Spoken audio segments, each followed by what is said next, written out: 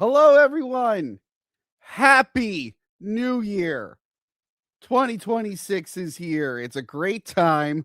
We're all very, very excited about the new year. It's off to a great start, I'm sure. I don't read the news. But yeah, everything is going really, really well. But we still have some things we have to take care of. Well, one is me. Hold on.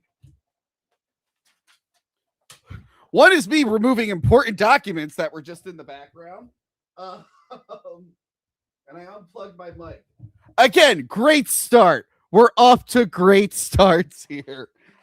Yeah, we got to talk about 2025.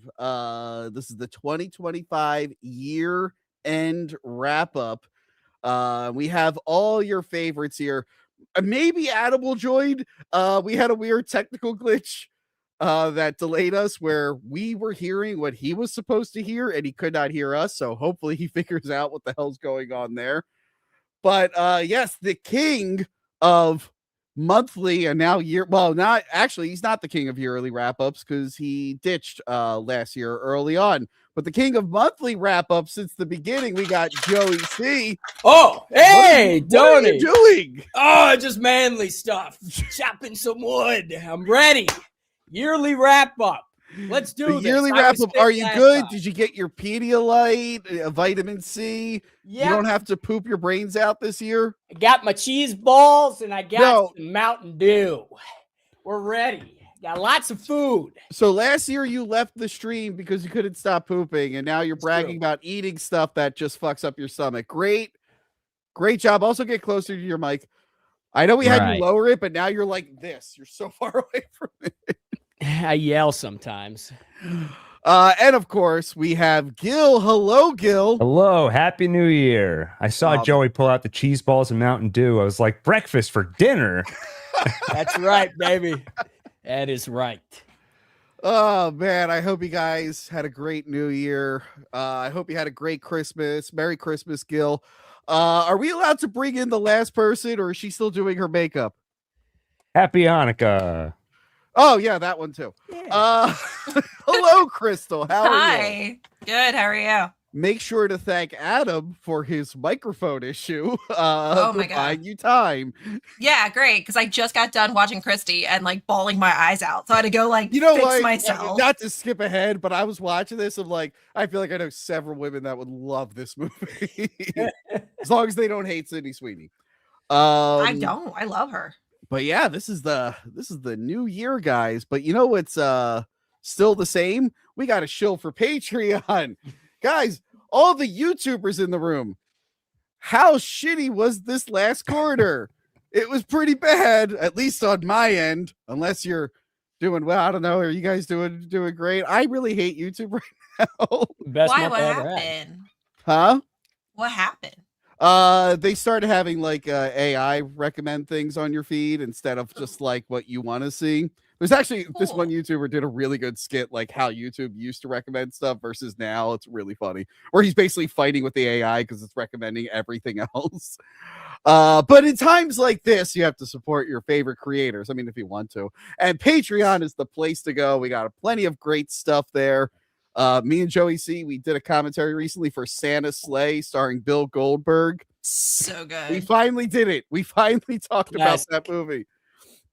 But if you don't want to pay, at least sign up for the free tier so you get all the public stuff so you never miss a video or a podcast. You don't have to rely on YouTube telling you what's out. And you can also gift a Patreon account. How many gifted Patreons did you guys send for Christmas? A lot Patreon, to my mom. Patreon for what? I got one from Joey. For my Patreon. And from Joey. I don't understand. Yep. So you gave some out, Gil? Yeah. Good job. And Crystal, did you send this to like totally? You said this to like your boyfriend and all your family members? Hey, I gifted you a Patreon subscription. I don't want them to know this even exists. Okay. Also, why do you sound far away from your microphone? Are you on the wrong microphone, or are you just sitting far away? Can you hear me? Am I good? You were just sitting far away. Far. I'm sorry. I'm tired. I'm trying to joke. Oh, no, don't talk to me about tired. I'm sorry, someone else has a full-time job. What the hell, Tony? He saw a beetle last night, Yeah. Crystal. Yeah, let me pause the shilling here. Maybe it'll buy Adam some more time. It'll be a New Year's miracle to get Adam on the stream. So I'm on 3 hours of sleep because I woke up to pee, and as I was trying to lull myself back into a slumber, one of those Japanese stink beetles got into my room and was just buzzing as loud as it could, constantly running into the ceiling over and over again because those fuckers do not know how to fly. They're the worst flyers ever. They are, and I real quick, I thought Gil meant like a beetle, like the musician, like you went to go see left. one. Why would they be in my room? Your room. I thought maybe you went to go see one perform. I went worked to with see Ringo Paul Starr. He McCartney. Like, what the fuck? Ringo Starr. He has Ringo Starr in the All-Star Band. I've worked with him multiple times. Like, Those he Beatles. performs a lot. And then that's it. Okay, well, the two that no one care about. Anyway, listen. I was trying to go to sleep, and this beetle is headbutting itself, trying to kill itself, just by slamming into my ceiling over and over again. And I was like, you know what? Let me put this thing out of its misery. But every time I put the lights on and got up to kill this son of a bitch, it just disappeared. 4 times. It 4 might have been in times. your head, Tony. I'm glad you say that because as I told Gil this morning, I was like, Gil, I think I'm in the episode of Breaking Bad, The Fly, where he's just being taunted by this fly that may or may not be real. And I was don't like, think thank it's you, real. Tony, for putting this in terms I can understand. Please compare it to Pluribus, Better Call Saul. Somehow make this in my language. I'm like, I need someone to be Jesus. sympathetic to me, but how can I make someone care about a Beatles story? I'm like, oh, it's kind of like Breaking Bad. Let me tell Gil. So We're just yeah. looking then I- at ways to get sympathy, Tony. yeah. We're Also, like, how can I do it? I'm watching Johanna's dog now that we're like 10 minutes away. And for some reason, I thought I had to feed it this morning. So I stayed up, watched a couple movies, and I'm like, let me stay up till 7 a.m. to give that dog its medicine. And then I pull up and I see their cars are still in the driveway. And I call and I'm like, wait, are you guys still home? They're like, yeah, we didn't leave yet. I'm like, oh, I'm going to go home now. So Wow. it's rough. It's rough right Wait, now. don't blame the beetle. It sounds like that's what went wrong. What? Because you could have kept sleeping, but you got up to feed the dog when you weren't supposed to, No, but- which is yeah, not but the beetle's Yeah. The fault. beetle kept me up at like 2 a.m. and then I didn't go back to sleep. Then I had to. No, it was the Beatles' fault. None of this It was is the adding Beatles' up. Move fault. on. No, it was definitely not Tony's fault for not. And then I knowing the did schedule. go to sleep a little too long, and that's why I was doing my slideshow till like the last minute. And you know what would make me feel better, guys? If you bought something in my merch store. See, we're back. We're back. Bought something in my merch store at the Retroware site. It would really make me happy. You can also book me on Cameo and have me say whatever you want within Okay. reason. Speaking of things that could be said within reason, Joey C., what's the name of the game? Tony, the name of the game is Super Chats. If you want me or the crew to whisper sweet nothings to you, send a Super Chat. Within reason, folks, me and Tony have a tendency to get channels deleted. So let's not do that. Send a Super Chat. That's another thing. YouTube likes to just randomly delete channels, and some people haven't gotten their channels back. So please follow on Patreon. Follow on Patreon for the love of God. We're just gonna start without Adam. Rest in peace, Adam. I don't know what happened to him. What are we going to do? We don't know Adam's opinion on Peter Pan's Yeah. Neverland Nightmare. So yes, the first movie on the list, as Gil said, Peter Pan's Neverland Nightmare. I love that this has become a tradition now that we cover a movie. Yeah, you forgot that was the thumbnail. You saying you're leaving. We cover a movie in the Twisted Child universe. What is it called? The Twisted. Childhood universe. Yeah, but everyone calls it the Pooniverse. So once a year we come to talk about the Pooniverse, and what a special occasion, guys! We get to talk about 2 of these movies tonight. Are you excited? Wow. I'm so excited. This is every time I'm watching one of these and my girlfriend spots it. She's like, what are you watching? And I say, and she goes, why? And I'm like, it's for Tony. That's the perfect. My boyfriend goes, wait, what do you have to watch this month? And I was like, you don't want to know. He goes, okay. Maybe I should start saying that. Yeah. Real quick, Joey C, since you left at the very beginning of the Pooh 2 review, do you remember anything about that movie? What were your thoughts on it? Because we all didn't like it. What did you think? I don't even think I could remember a scene from that movie. Are you fucking kidding me? You know, it's funny. Bambi is the last thing I watched today, and I'm gonna need your guys' help remembering what happened in that one. Yeah. But Peter Pan's Neverland Nightmare is kind of easy to follow. You see, because it's about an evil Peter Pan who's basically the grabber. And instead of having a wacky brother, which, by the way, rest in peace, this guy. I didn't know that was the guy from chapter 2. Yeah. Imagine if the grabber was Peter Pan, and instead of having a wacky brother, he had a trans drug addict Tinkerbell. Yeah. This movie is just the Black Phone, but with Peter Pan. Though with sprinklings, sometimes he's Pennywise. That is true. And there are one or two scenes where he's Joker. Yes, he's every popular clown, because the grabber, I think, was a clown. Never is he Peter Pan, though. That's the one. Yeah, he never really is Peter Pan. So the thing is, he goes around, he kidnaps boys and sends them to Neverland, which is just killing them or keeping them and torturing them, like he does with Captain Hook. He kidnaps a boy in the beginning, and then at the end, you find out that he's been keeping him in a basement and put a hook on his hand. Why did he give him a weapon? I don't know. Yeah, this one, again, it's just the Black Phone, right? And a little bit of Pennywise and Joker. Yeah. Is there anything else? There was a lot in this movie I don't remember from Black Phone, though. I mean, just the general thing where he has a van, he throws people in it, he brings them back, he doesn't let them leave his house. You think he put him in a basement. And then the mom tries to save whatever the kid's name was. Adam showed up for a second and disappeared. Joey, he saw what we were talking about. He's like, I'm good. I'm out of here. Joey, what did you think of Peter Pan? Well, the first 10 minutes, Gil, like you said, he's Pennywise creeping out of the floor vent. Oh my God. You're right. He's in the little thing. Yeah. Oh my God. He's even doing the voice. He's like, hey, come down here. Like, we all float.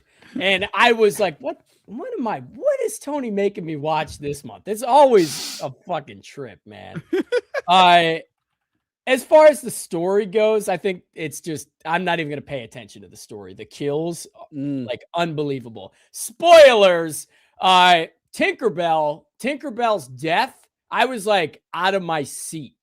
It's so gross. So, and then hang on a second. And then the kid has a love interest as a kid. And then Peter Pan brings that kid. And then Tinkerbell's face gets shoved in to itself. I will never watch this movie again. Oh no, why? Why was it made? What do you mean? Because we're building up to the big Avengers style crossover. How are these all going to fit together? The movies have nothing to do with each other, and they're so like. How does Bambi fit into the? And what are you bringing? Where like the fun of an Avengers thing is that the characters are all a little different from each other, but here it's like evil killer. They all just look a little different. They're shaped differently. Well, the bad guy, Captain Hook, ends up redeeming himself at the end of the movie, which I quite enjoyed. He wasn't even a bad guy in this version. He was just a prisoner. Well, in previous adaptations, versions, he's taking it as canon to the original Peter Pan. He's like, finally, Captain Hook turned it around. Yeah, he got his redemption arc, and that's what I waited for the last 30 seconds of the movie. I was cheering, dude. What happened to Dustin Hoffman? I didn't see this at all. Yeah. And you probably want to rush out and watch it right now, right? I really do. Does it not take place in like a Peter Pan universe? No, he keeps saying he's going to send the kids to Neverland, but that means killing them. Except for this kid, for some reason, that kid got to be a Captain Hook. I mean, it's an interesting concept to think like, oh, Neverland's actually a whole bunch of boys that are dead, which is, I think that would be better if it's actually dead boys in the universe and you see that. Yeah. Like, what the fuck? That's what these movies keep forgetting, is to take the fun, fantastical element from what we remember as kids and twist it into something dark. Nightmare. None of them do that. Yeah. Instead, it's Well- just like a gross, grimy horror movie, and you just slap like Peter Pan, That's what, Bambi. Mm. see, I also didn't see Bambi. Mm. 'Cause I was not paying for that shit. I saw you had to pay. I don't have Peacock. I got rid of Peacock. Well, much like Peter Pan, you Didn't got to pay. sail the high seas and obtain it another way. Well, yeah, you know what, Crystal? By the time the big crossover comes out, you better be up to date on all this. We're gonna break all. don't- the- I'll The make a other ones- timeline. It's fine. She can just Thank watch you. that. I appreciate that. You know what's But- funny? You really should. But at least like Winnie the Pooh happens in the like it happens in 100 acres or the acres and stuff like Yeah. that. Yeah. This doesn't sound like it takes place in that their own universe type thing. No. Oh yeah, you didn't know It's about just- the dungeon, the murder dungeon in Peter Pan takes place I right in forgot there. No, about that. the creator said that for the sequel, he wants to reveal that Neverland is actually. I don't know how he's going to square it with this movie. I guess he doesn't have to. It doesn't Yeah. really matter, but 'Cause in You this should have done one, that the first time, like the first Yeah. place. he's not even magical in this. He's just on drugs. Like even the scene where he's flying, I think it's just implied that he's just really high. it's Right? Tinkerbell comes in and he's still on the floor. So Yeah. at first I was like, oh, are we finally taking some kind of a fantastical turn? And then it cuts. I'm like, oh, it's just in his head. Yeah. So what is Tinkerbell? She's just a drug addict that he keeps around. Why does he keep her around? I don't know. Other than But she the has movie no powers, no nothing. So she takes like what is it, pixie dust or fairy dust is Yeah. like heroin, and she's injecting it, but he just Yeah. writes on a piece of tape. Let me give you more of your pixie dust. Yeah, and then like I think she thinks the kids are going to Neverland, but She's like realizes- been in denial. And Yeah. finally she's I don't believe you about this. After like 17 What tipped you years, off? he's like, I think you might be lying to me. And then again, there's the plot about like Wendy, the mom Wendy, trying to save her lost boy. Hmm. And Were I their think names that at was least it. like was there a John? Was there like a Jonathan? Was there a Hold oh on. my god, Michael? I couldn't me tell see. you one. There time. was Jonathan, you Michael, know how Wendy. Peter Pan would his shadow would disconnect from him and move. Yeah. That's in this movie occasionally. There'll be like a little evil shadow that will like Does point it- at stuff and tell Peter Pan what to do. Yeah, so That's it. Yeah. There It is a pops up John like 3 times, I Darling. think. That would have been a cool thing to do. What about was Tiger Lily in it?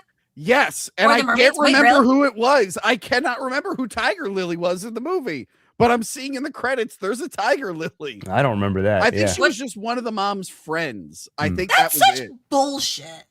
Yeah, Yeah. that about wraps up that movie. That's right, Crystal. It is bullshit. Look, I feel it's like- ripped off. I paid for this movie. You don't have What? Peacock anymore? Well, I mean, technically, I paid for it. I just paid for Oh, it. what? Okay, that's a little bit That's- different. These are just semantics. Come on now. Real quick, the director of this is the guy who produced all of them. Hmm. But before he started producing these, he did a bunch of movies like this, and I think that's why he's producing these. And on Patreon, me and Jess covered a movie he did called Cupid, which is exactly what you think it is. It's a killer Cupid angel.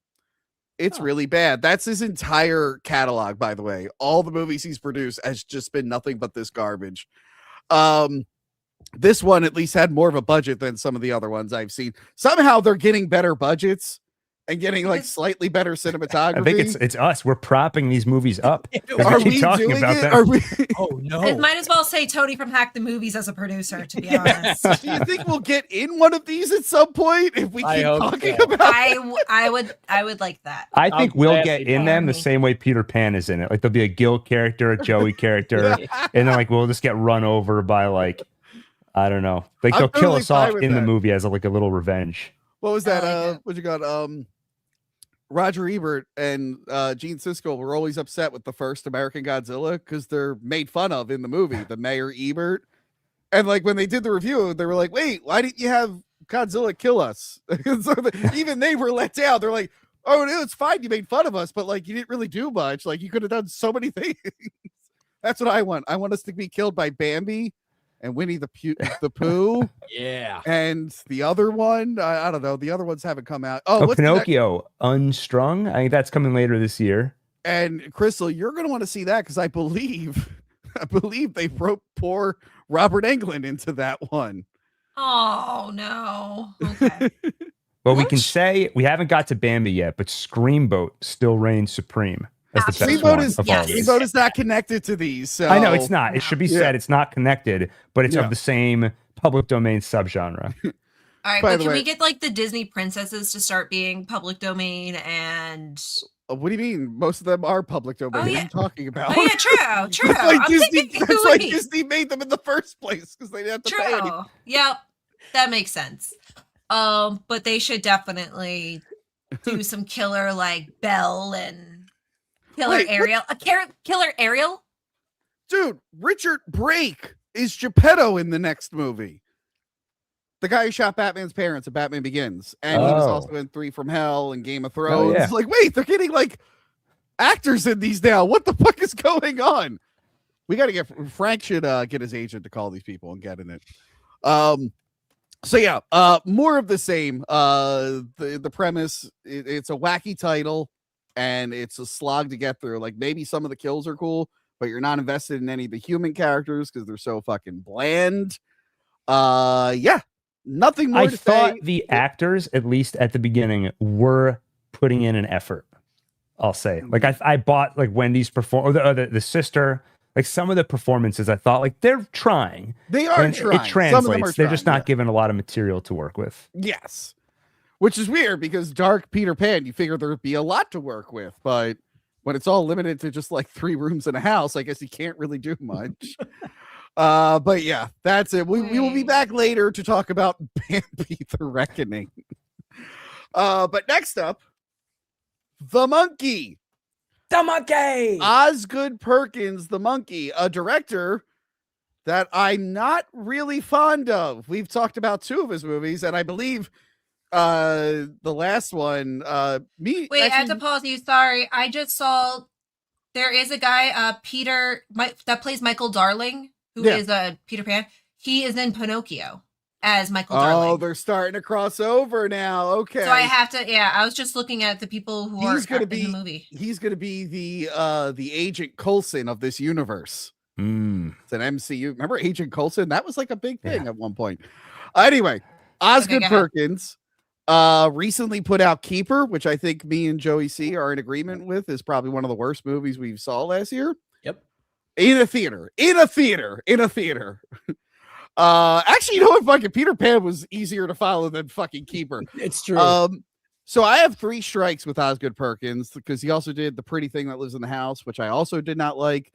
And I was just gonna do Monkey because it was Stephen King related. I'm on a Stephen King kick right now. I got a bunch of Stephen King stuff coming up. Me and Crystal were just talking about a future review we have to do. And I'm like, all right, let me at least watch The Monkey. People said it was good. Gil, I think you actually said, Yeah, I might like it. yeah. I remember recommending it to you. Yeah. So The Monkey is about twin boys who find their missing father's toy monkey. And when they wind it up, bad things happen. People die, including their mother, She-Hulk. Years later, the twins are now estranged. The one is in couples therapy with Elijah Wood. Not enough Elijah Wood in this movie. What the fuck? We needed more Elijah Wood. I don't think it's couple therapy. That's That's his- the yeah, new that's his- husband. yeah, that's the new husband. Oh, right. No wonder right, he couldn't right. follow Keeper. He's like, I can't believe he's Like, married that to was- Elijah Wood. That was a That's a big. No, you're plot. right, you're right, you're it's right. a plot. Yeah. It's part of the plot. Remember when I said I didn't have a Tony? lot of sleep? Yeah, I forgot he Right. saw Ringo Starr last night, so he's all messed up. Ringo Starr was headbutting my seat. Yes, it's like a family therapy thing, and she wants to basically have ownership of the kid that they share. And he wants to hang out with the kid, I guess, wants to drive him somewhere. I own this child. Is that what he said? No. I thought I was saying ownership. I thought was funny. He's like, I own this kid. So he goes on a Custody trip. usually would say that kind of thing. Sorry, go on. So he goes on a trip with his son. He's getting calls from his brother about how the monkey is still out there and people are dying from the monkey. And it turns out to be this big conspiracy. And then the kid from Silent Night, Deadly Night and Halloween End shows up in a really bad wig. And he was once again being manipulated by some supernatural force. We find out that the other twin is kind of a douchebag. And then things get so off the rails that the fucking one of the 4 horsemen of the apocalypse shows up. Yeah. That part confused me. And guys, I'm here to tell you, I actually enjoyed this. What the fuck? Yes. And it made me so mad. And I'm like, wait, you're telling me fucking Anthony Perkins' loser son can actually make a good, intriguing movie? And he just chooses to make boring, fucking pretentious slop instead? Is it Stephen King? Was he the missing piece? Is he the thing that made this entertaining? Which, by the way, Gil, I don't know if you guys know, Keeper, the production shut down on this movie because of the strike. So they shut out Keeper in Canada while they waited for this to resume. Huh. So okay. Keeper feels like one draft of a script. Let's shoot it in a few weeks. Yeah, I thought it was weird because at the end of Monkey, there was a teaser for Keeper. And I was like, why are we rushing out another one already? Yeah, because they had time to shoot it. I actually really dug this. The kills were really fun. The wacky atmosphere was fun. I'm like, wait, this is good. Joey C., what did you think? I think it was you, Tony, who texted me and said that The Monkey was awesome. And I had not watched it yet. And I've heard from a few people that this movie fucking rocked. And as always, I don't watch any like trailers or anything. I just go in blind to these movies. And there were some crazy kills, but like you said, by the end, it's completely off the rails. Yeah. Like insanity with the kills by the end of the movie. Now, the one thing that really tripped me up was like the mean twin brother at the end of the movie. What the fuck is his deal? Why is he still a jerk off? You know what I mean? He didn't mature at all. Mom's death. Yeah, well, I love my favorite moment in the movie is when the other, like the good guy twin is like, when you lost your mom, I lost my mom too. And the bad twin is like, oh yeah, you're right. I never thought of it that way. That line got like a really, really loud chuckle out of me. Yep. I thought it was pretty good. I really dug the kills. I just like that it's over the top, but I don't know if this is even going to make sense, but it's not like Terrifier over the top. Yeah, it's not like makes sense. The like it's not overly gory, I guess. It's so cartoonish, gory. like when the lady jumps into the water and just explodes because she got electrocuted. It's such a cartoonish gore. The limbs fall over, or when the real estate agent gets blown to pieces. That would never happen in real life. That's so awesome. The gore is fleeting. It's gory, but it's like one and done. Yeah. Yeah, like Terrifier it's a bit, you see the kills for the most part. It's drug out. Like you just watch this and it happens and it keeps going. And there's such more of a story to this as well, where you're trying to figure out what the fuck is happening. And, you're just following these characters. I don't know. I like it. So you two both like this as well? Yeah, really do. I think it was set up as you knew going in just from the first, few minutes that it's over the top. It's not to be taken seriously, but it's not too corny to where you're like, what this is dumb. You're right. It really does set the tone with Adam Scott with the fucking flamethrower laughing. Yes. That was the perfect tone setter for the movie. And you also don't know he's in the movie going in. Yeah. And I love the one character whose only lines of dialogue is just shit. That sucks. Yeah. He just said that's all he says, but he says it different ways every single time. It was so funny. I think it straight up reminded me of when you had Johanna play when we did the Halloween. Oh, and she only says totally. She said it in different ways. Yeah, it reminded me of that. The one funny thing about this movie is that I think because of Disney and Toy Story, I think like Disney now owns the monkey that bangs cymbals together. Oh, yeah. That was like a very famous toy. You saw it in movies all the time. In Grinch, they had a giant one, but I guess it's in Toy Story 3, and Toy Story like bought the rights to that toy. So that's why in this movie it's now a drum set instead of the cymbals banging. I think together. they were like unsure, and they're like, you know what? Let's not even fight that battle. Let's just go with drums. But I feel like it worked out better because the pounding sound of those drumsticks, it's intense when you start hearing it play. It's like, oh crap, another one's coming now. Yeah. And actually, if you guys are Mystery Science Theater fans, I think they once played a movie called Merlin's Mystery Shop or whatever, and I think there was a monkey with the symbol that was actually killing people in that, and I don't know if that was before or after Stephen King wrote this, But yeah, it was just a really wacky, funny time that I was not expecting. And I'm hoping future Osgood Perkins movies are like this, or at least it's entertaining. My theory about this is that if you watch Long Legs, like I think you see great direction and tone.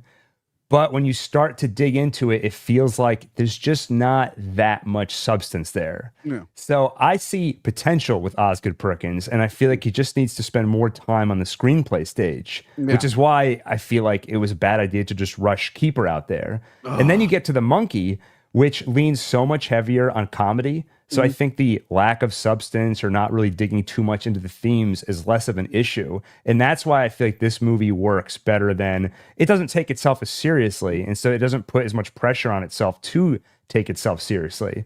But I love this movie. I really want to see him like take his time and hone the next movie. Yeah. Also, I looked up Merlin's Shop of Mystical Wonders. That's from 1996. That's the movie that has a toy monkey banging it. Watch the Mystery Science Theater version. So Don't can actually watch no the real movie. movie now have it? And I'm reading, yes, Disney does own the rights to the iconic symbol clang and monkey toy. So can you not use it at all? Like they use it, it's a strong protection of its intellectual property, even for a generic toy concept. Yep. So I guess you what gotta. is Disney gonna own? What the? This is like Pokemon trying to copyright the idea of capturing creatures. Look, we do that in real life. You can't. Wait, no. I'm pretty sure fucking cavemen came up with that. Like, what the? Wait, they actually tried that? It was they were just something like that. Like they had a patent that was just way too broad. Dude, the Japanese and copyright, they are like real strict with I'm that afraid stuff. that if I go to Japan, they're going to have handcuffs waiting for me because there are people in prison today for recapping movies in Japan. And I was like, that's all I do. I must be like the number one most wanted they can't there. be in prison for long because I don't want to talk about it on YouTube, but there are people who've done some really messed up stuff in Japan and they just got fines for it. I'm like, you would be in jail for a long time in America if you did that. What the fuck? So I just looked up crazy things other companies own copyright wise. Okay. The Law and Order owns the dun dun sound. The gavel sound they own. How it goes dun dun. Yeah. That they own that. That is a sound that they made. The song Happy Birthday, right? It was previously owned by Warner Music. That went into public domain recently, like the last few years, right? Which is crazy to me. Yeah. Darth Vader's Heavy Breathin' is owned by Lucasfilms. Breathing. All of us breathing right now. Yeah. We're in deep trouble. But we're not going. That the company like the Tiffany, the jewelry, that blue is owned by Tiffany. The color of the T-Mobile magenta is owned by T-Mobile. So we can own colors now. Yeah, and then phrases like Silly Rabbit and Hakuna Matata. I think that's some magenta behind you, Tony. Your setback there. Oh no! Yeah. There's some crazy shit on this stuff. Isn't that just an African saying, or did they make that up? Cadbury Purple is one.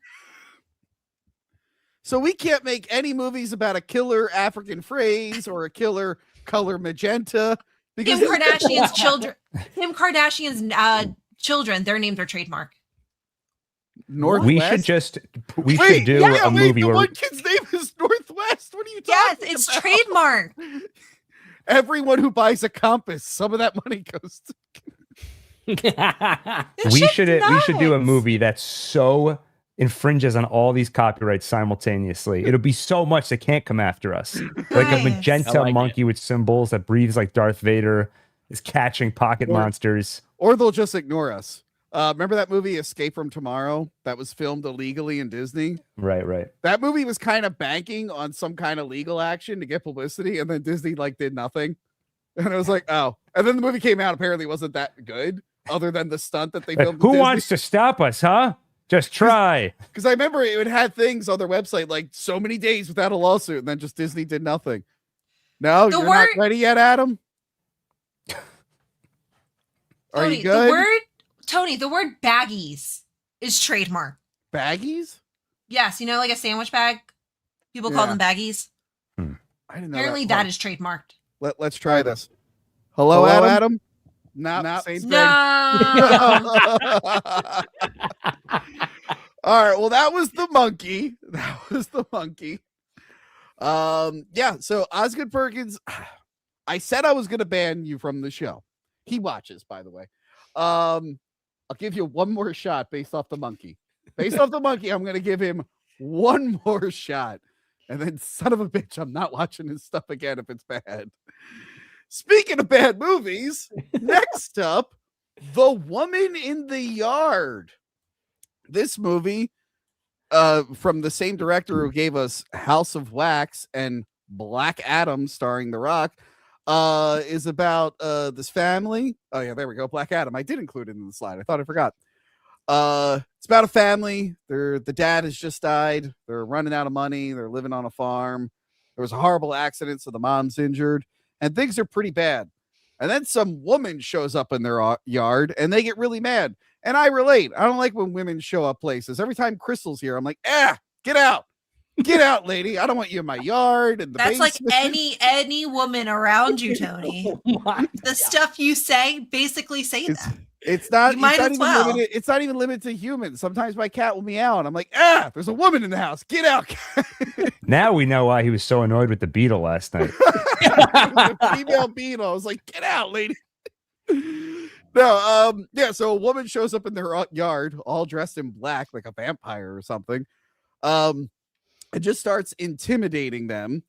And says a bunch of cryptic stuff, and then she looks like a monster at some point, and there's a lot of shadow play and real weird trippy stuff. And then I don't know if it was Amazon's compression, my TV, or just the movie. I couldn't see most of the third act because it was so dark. And then I think they end up in a mirror universe. I don't know. This movie is really bad, and I didn't like it. I didn't care for the characters. The mystery was annoying. I didn't care for it to be solved. And outside of some little bit of shadow play, it just was a misfire. Joey C., what did you think? Well, today's the day, Tony. Today's the day. I'll tell you what I do like. I like that it takes place in a farmhouse. I love movies that take place in one location. Very fun. As someone who always watches my neighbors, if I saw somebody dressed in black staring at me, I think I would shit my pants. So I understand the ending. That might be just from the cheese balls and Mountain Dew. It might be a coincidence. Right. I do stare through my window and eat cheese balls seductively while I just stare at my neighbors. It's very fun. The woman in black outside your house is terrified. You just drooling, staring at her. She doesn't want to get cheese dust on her black outfit either. Oh God, I'll watch her every day. I understand that the ending is supposed to be ambiguous with like all the jumping around and mirror stuff and all that, but by God, I'm confused. I think it has an interesting concept with a lot of depth, with themes like suicide and grief and loss and not letting your dark side win. Or it's about a lady in a yard. I'm not quite sure. I'm not completely sold that there was a happy ending, like you said, Tony, as we see with the painting and the signature is flipped. It kind of makes more sense with what was her name, Ramona, having mental struggles and her demons winning, if you will, if we all know about the gun scene. Overall, I thought it was pretty confusing. I definitely need to watch it again with a clear head because I don't know what the hell I watched. I will never watch this again. Yeah, I think I'm with you on that one. And I don't think I even finished watching it the first time because, again, I could not see anything in the last act. Gil, did you see this one? Nope. Okay. Crystal, did you see this one? I did. I didn't hate it. Okay. The concept, like Joey said, I really, really like that. It's something that I haven't seen someone do in a while, something like that, where you are taking this adventure with her from the day she woke up to the end of the day, this whole day of deciding this is the day I'm going to fucking kill myself type thing. And you see what she's going through especially at the end. I think for someone like if you have gone through anything like this or know anyone like this, you can take it to another level to where you can actually feel more of what she's going through. But if you don't have any familiarity with depression or mental illness, I think it's hard for you to get into this watching this as a straight movie, as a straight horror movie. I guess, well, the horror is not really that good. So there's also that. It's more like the suspense, I would say. It was pretty hard to follow, especially as it's trying to get crazier. And I think it tried to get a little too artsy. I think it tried to go a little too hard when I don't think it didn't have to play that. I did like the ending where it's kind of up for interpretation, but I think, she did end up killing herself to put herself in a better place kind of thing. The fact that she didn't kill her kid. It was very touching at the end. I felt like it was definitely emotional, but it was messy. I just kept getting flashbacks to the Babadook. I feel like this was trying to do what the Babadook did, where the demon is like kind of playing on their guilt and everything about that. No, because she is basically that character. That is basically, it's her own personal demon. It's not a demon feeding on it. It's her demon. It's how do the other kids see it if it's not a real demon? I think I don't think that was a demon doing that at that point. I think it was her. I think it was her going through this crazy mental break. Kind of. I don't think they. I guess they did see the girl lady in the. They did say they see her. There is a man in the front yard. There's a man in the front yard, but then you do the flashbacks to where it's her up in the attic doing all this crazy stuff. I think it's some sort of like commentary on how trauma kind of manifests itself. I think it's just the fact that they can. I don't think they knew. It's either that or they can sense something's happening, something's off. And it's getting closer and closer and closer. That's the only thing. But yes, it is hard to follow. It is. They did push it a little too. It didn't fully hit. I will say, I think I saw somewhere on like some list that this was Woman in the Yard, like ending explained was like one of the most searched things when it came to a movie this year, because most people saw this movie, didn't know what was going on. They were just like, what happened at the end of that movie? So they were all explaining it, and Gil didn't see it, or else he could have did the video on it. Damn it. You could have been the one, Gil. You could have been the one. Think of the clicks. What is it really about? Gil's I would have needed Joey's help, because a commentary on you had me going. I don't know. That really like captivated me. I can't give up the bit. I got it. I'm shocked you liked it, Crystal. I didn't. Like is a strong word. Okay. I appreciate it. Politely turning down the movie. Like is a strong word, movie. I appreciate it for what they were trying to do, and I definitely felt the emotion in it. But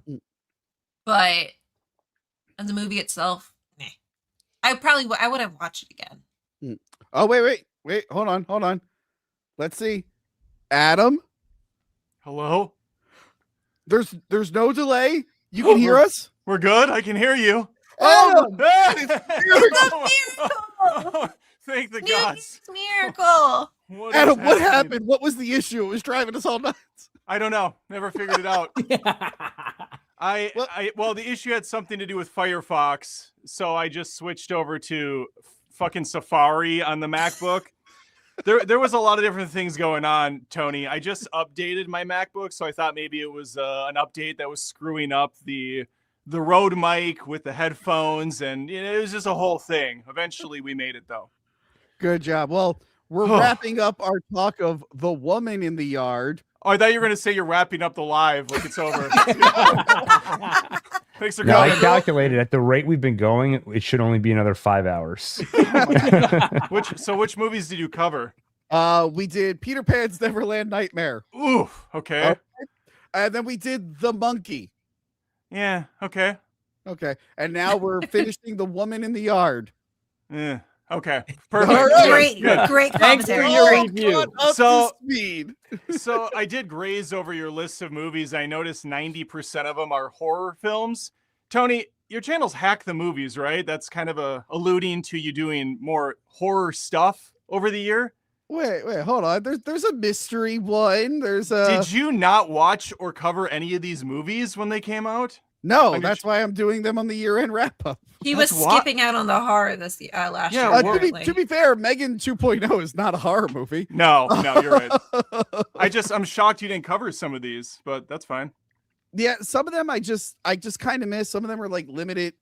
Like he thought he was going to theatrical. hate the monkey, which is why, because everyone said, "Hey, why don't we cover the monkey that month?" And Tony said, "It's gonna suck. I don't want to watch I'm it." pretty sure I had a better movie I had.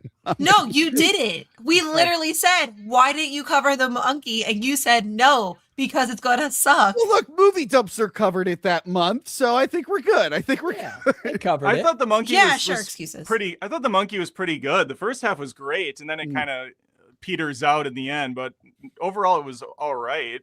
Well, I was about to ban that director from the show because of Keeper, but the monkey is going to give him one more chance.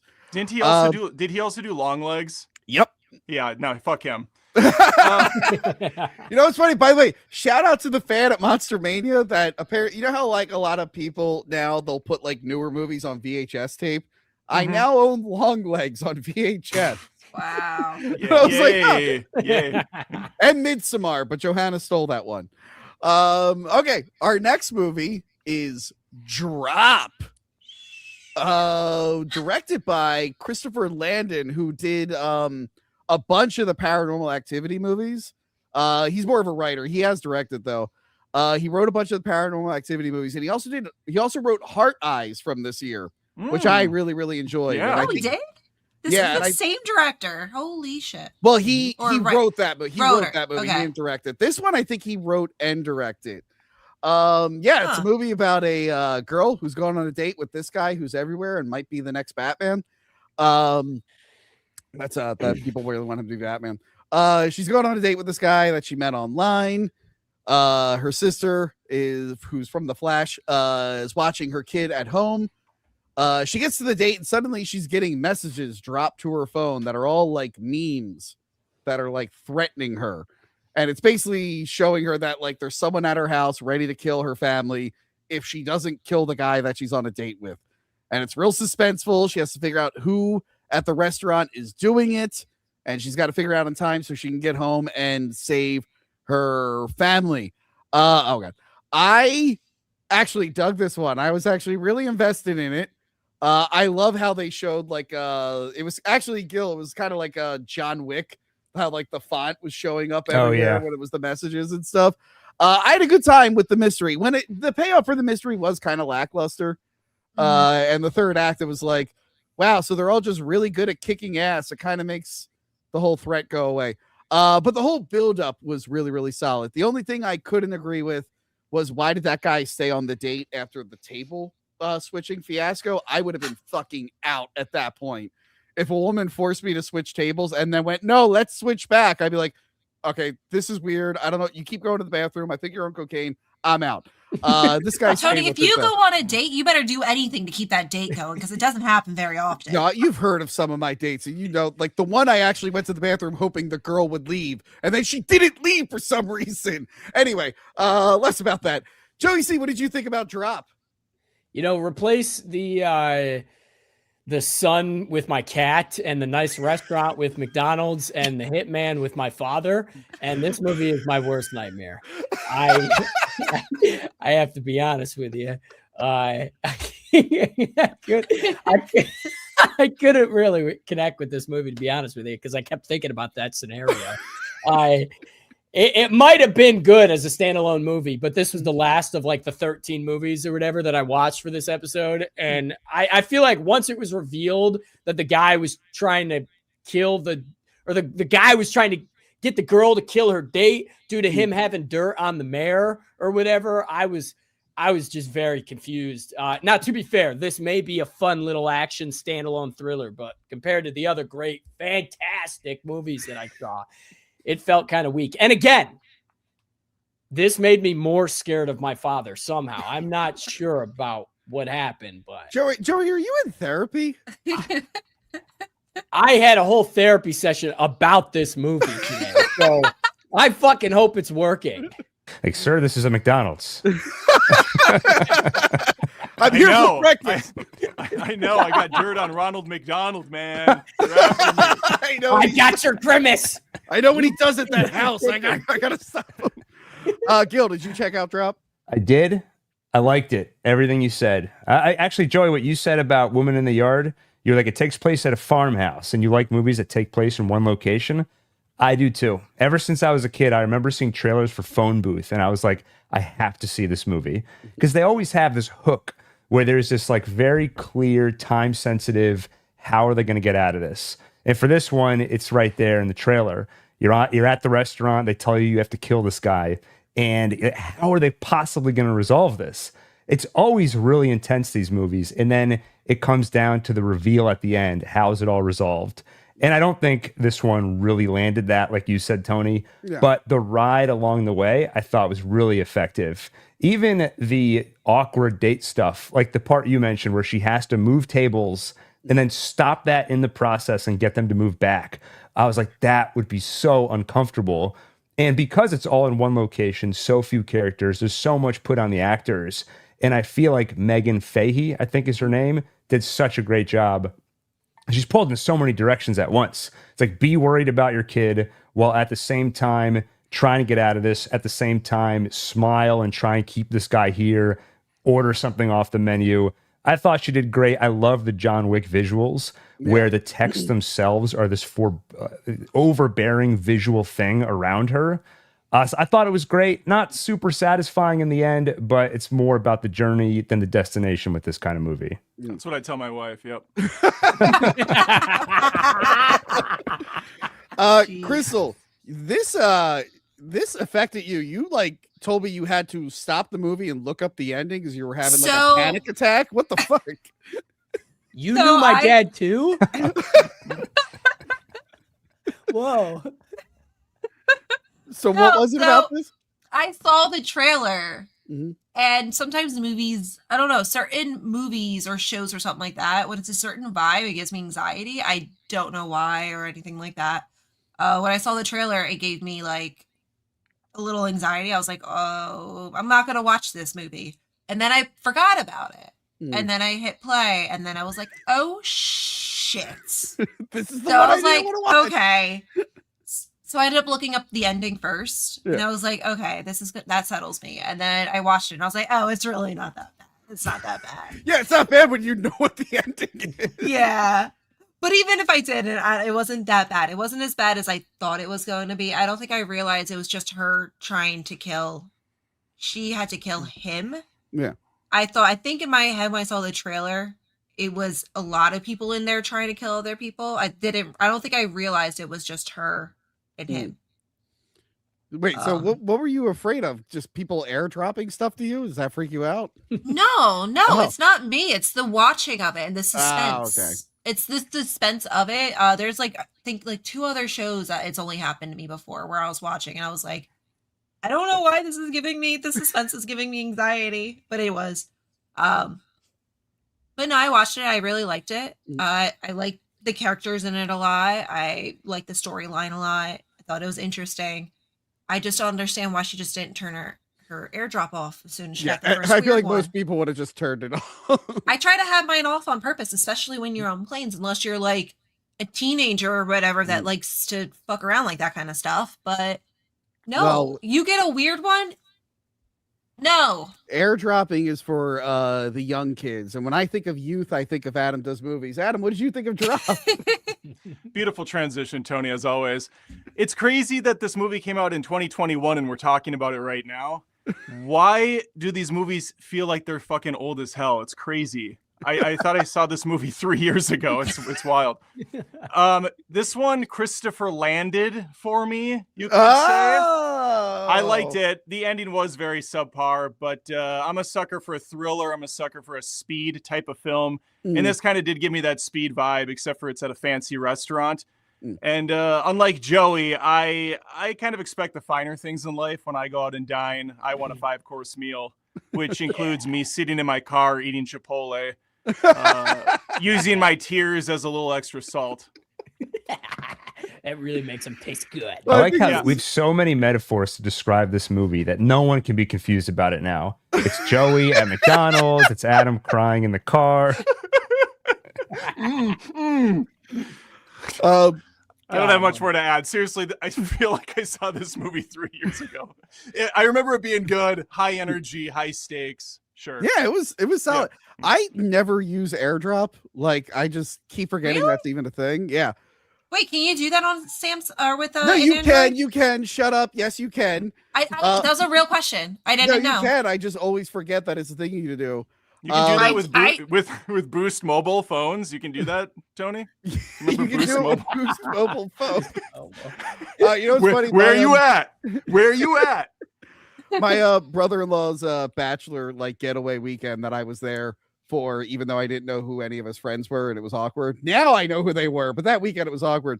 We all went out to a bar the one night, and my brother-in-law liked my shirt. He's like, "Hey Tony, can I get a picture with you in that shirt?" And I went like this, and then suddenly, I noticed people at the bar are staring at me and laughing. I'm like, "What happened?" He just goes, "Oh, I just airdropped that picture to everyone here." I'm like, "What the fuck?" Wow. So everyone just looks at a phone with me with this blue banana shirt going like that. I'm like, "What the fuck, man?" And then someone tried to kill us. Not actually. Drop. Solid. I'm seeing Christopher Landon didn't actually write this one. He only directed, but usually he is mostly a writer.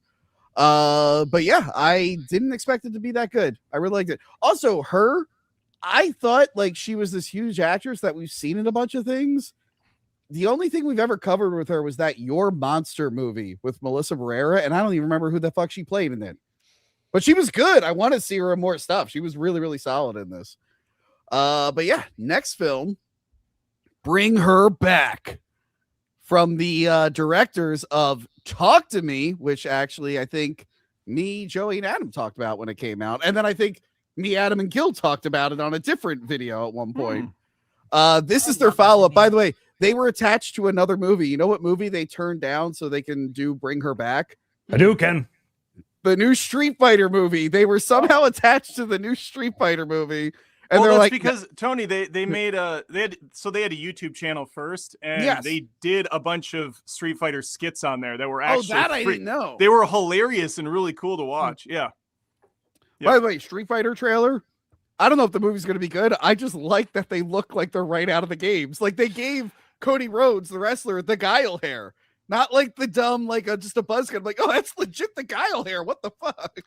Yeah, it's either going to be hilariously fun or just a complete train wreck, but I'm in. I'm in either way. So this is about two orphan kids. There's this boy here and his stepsister who is partially blind. Their dad dies in the shower. They get thrown. Oh, sorry. God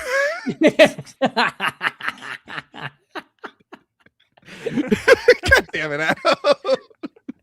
Their dad dies in the shower. They get put into the foster care system, and they end up with Sally Hawkins. And when she showed up, I was like, oh, that's the lady with the bear who smooched that fish the one time. She's a crazy lady in this movie. She is absolutely insane. And the more and more she was doing crazy things, peeing into a cup and making it look like the kid peed himself, I was like, you know what? I'm glad King Ghidorah ate you in that one movie. This one was a wild ride. I heard it was messed up, and then I didn't look into anything about it. I didn't even watch a trailer. It just showed up on HBO Max. I was like, oh, someone told me that was messed up. Let me put it on the list. And I watched it this morning, and I really, really enjoyed it, even though how fucked up it was. What did you think, Joey? Yeah, I also really enjoyed it. Matter of fact, I think I texted you and said, dude, it's fucking wild. I mean, in particular, some of the gore in this movie, unbelievable. When the arm gets ripped off the tendon. Yes. Oh my God, dude. I could not even stand it. I had to get up and walk away at some point. I actually had a dentist appointment, but for dramatic effect, I got up and walked and you watch the scene where they're eating the table. Oh my God. Oh, you want to know what the most fucked up scene was? When the kid was eating the knife. He's got the knife. Oh my God.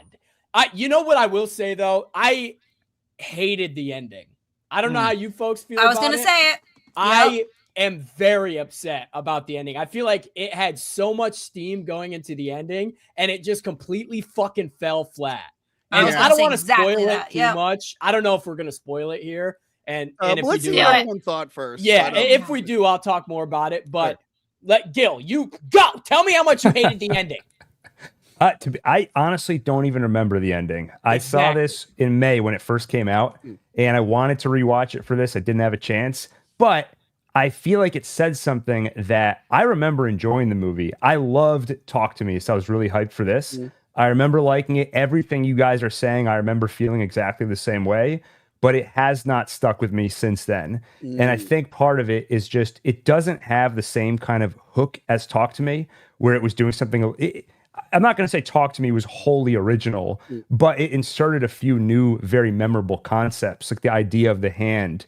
Yeah. This felt more like it's doing familiar things very well. Nothing all that unique, but it's executing it great.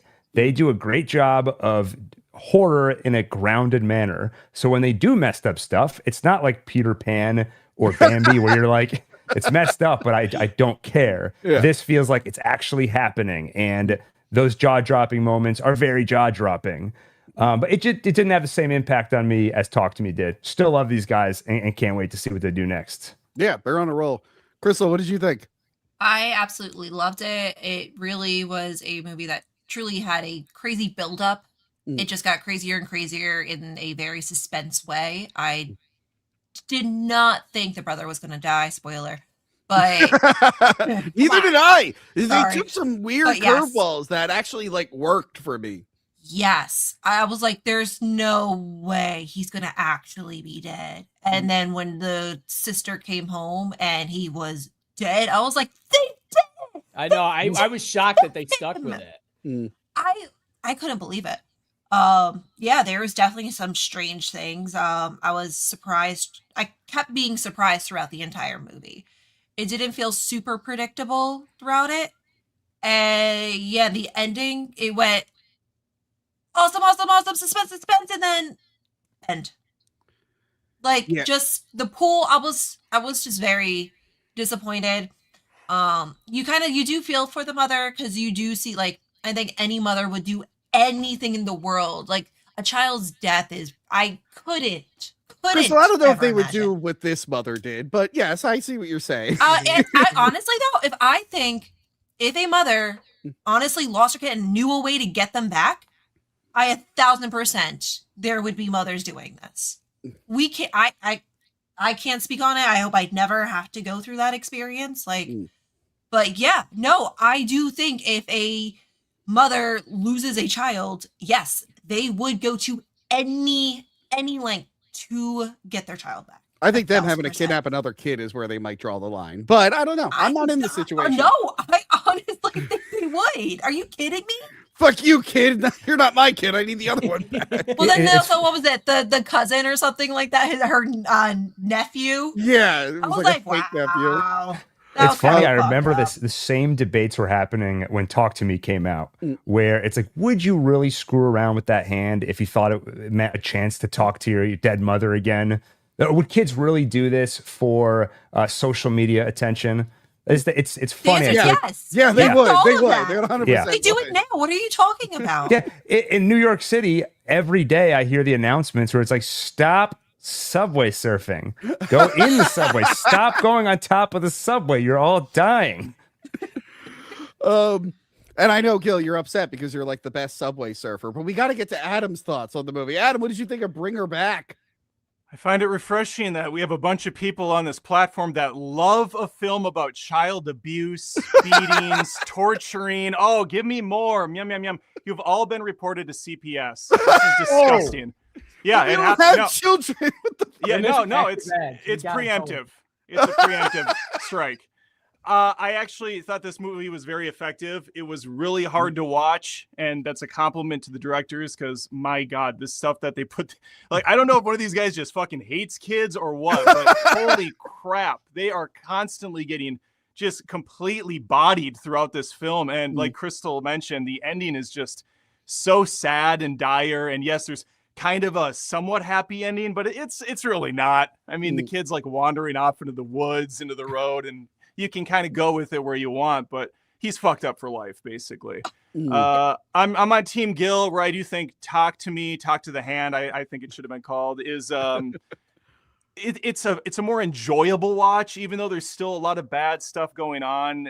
I don't know. It has a little bit more fun with it, whereas this one just feels miserable all the way through.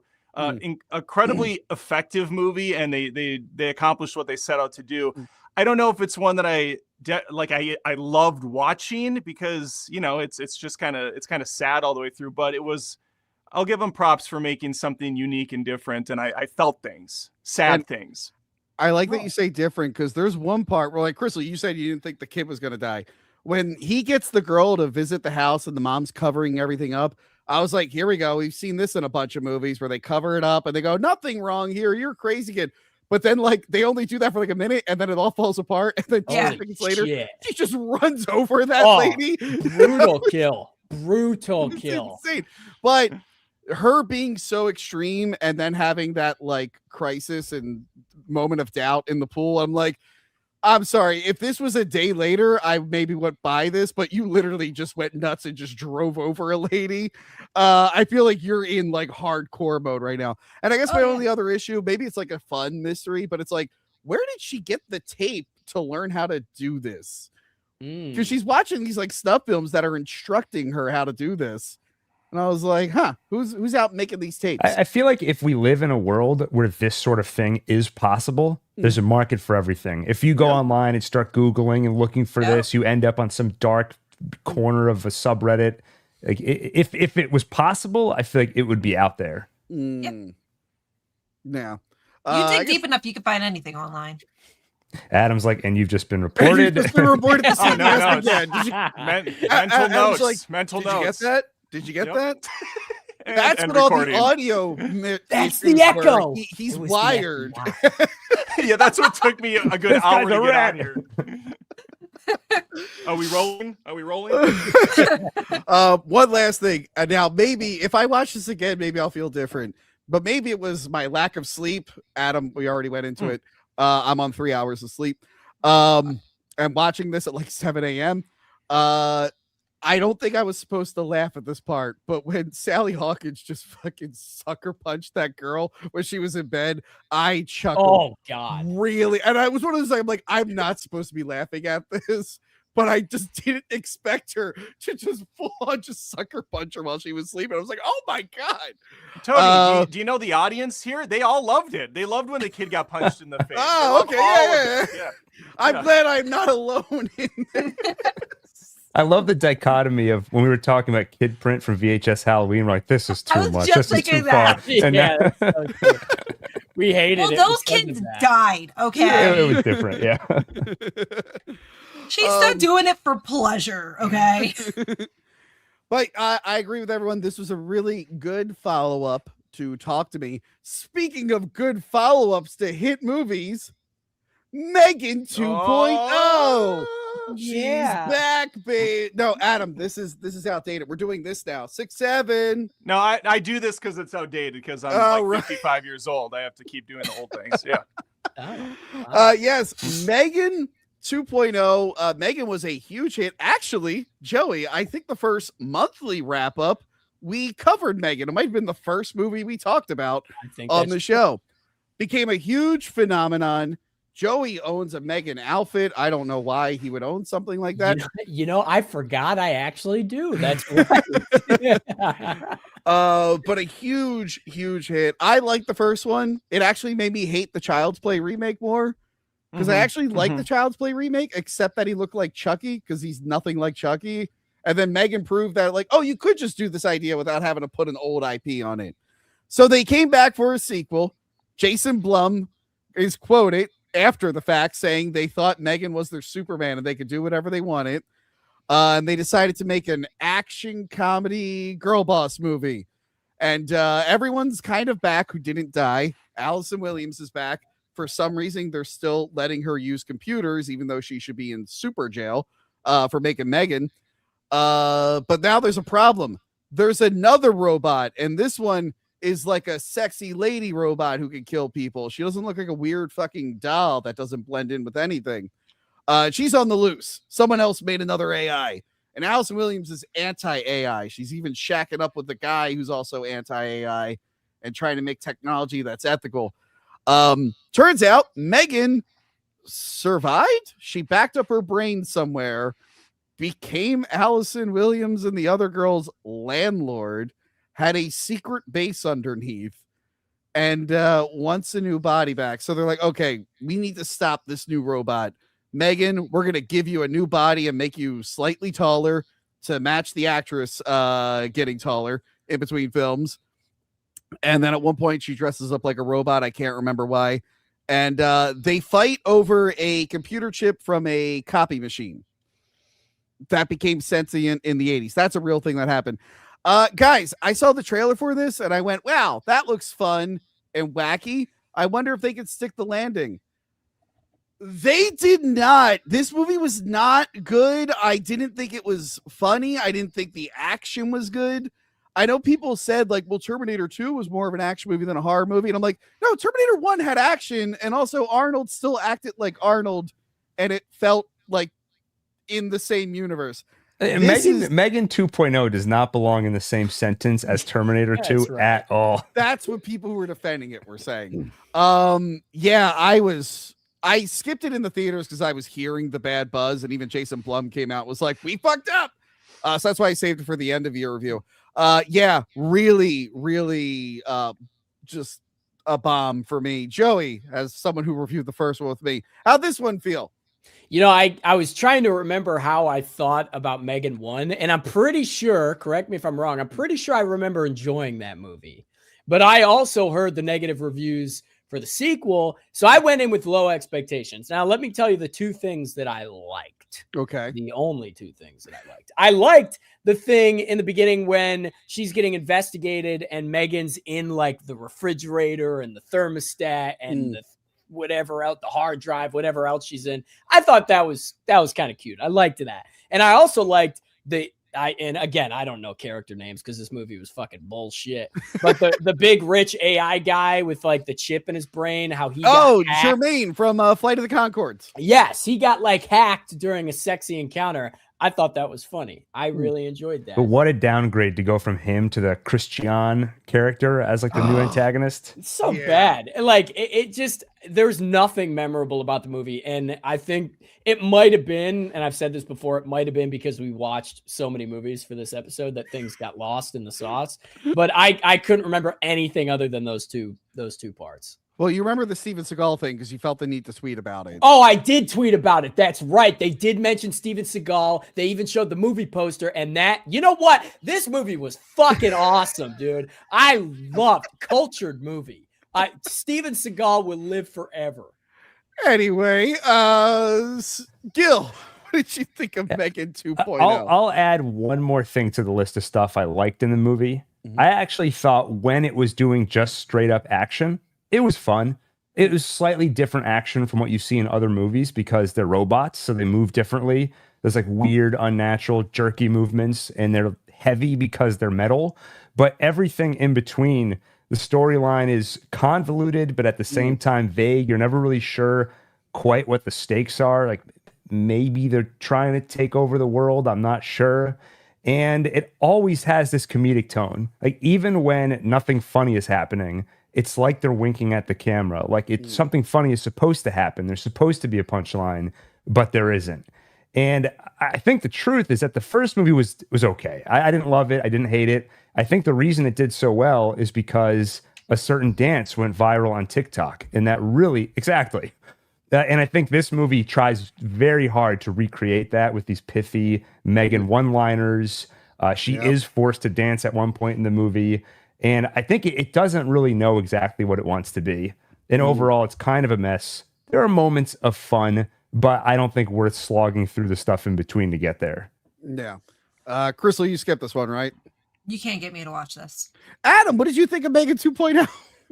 I agree with you guys. This was a huge miss. The whole time I was watching the movie, I just kept thinking, why did they do this? It would have been so...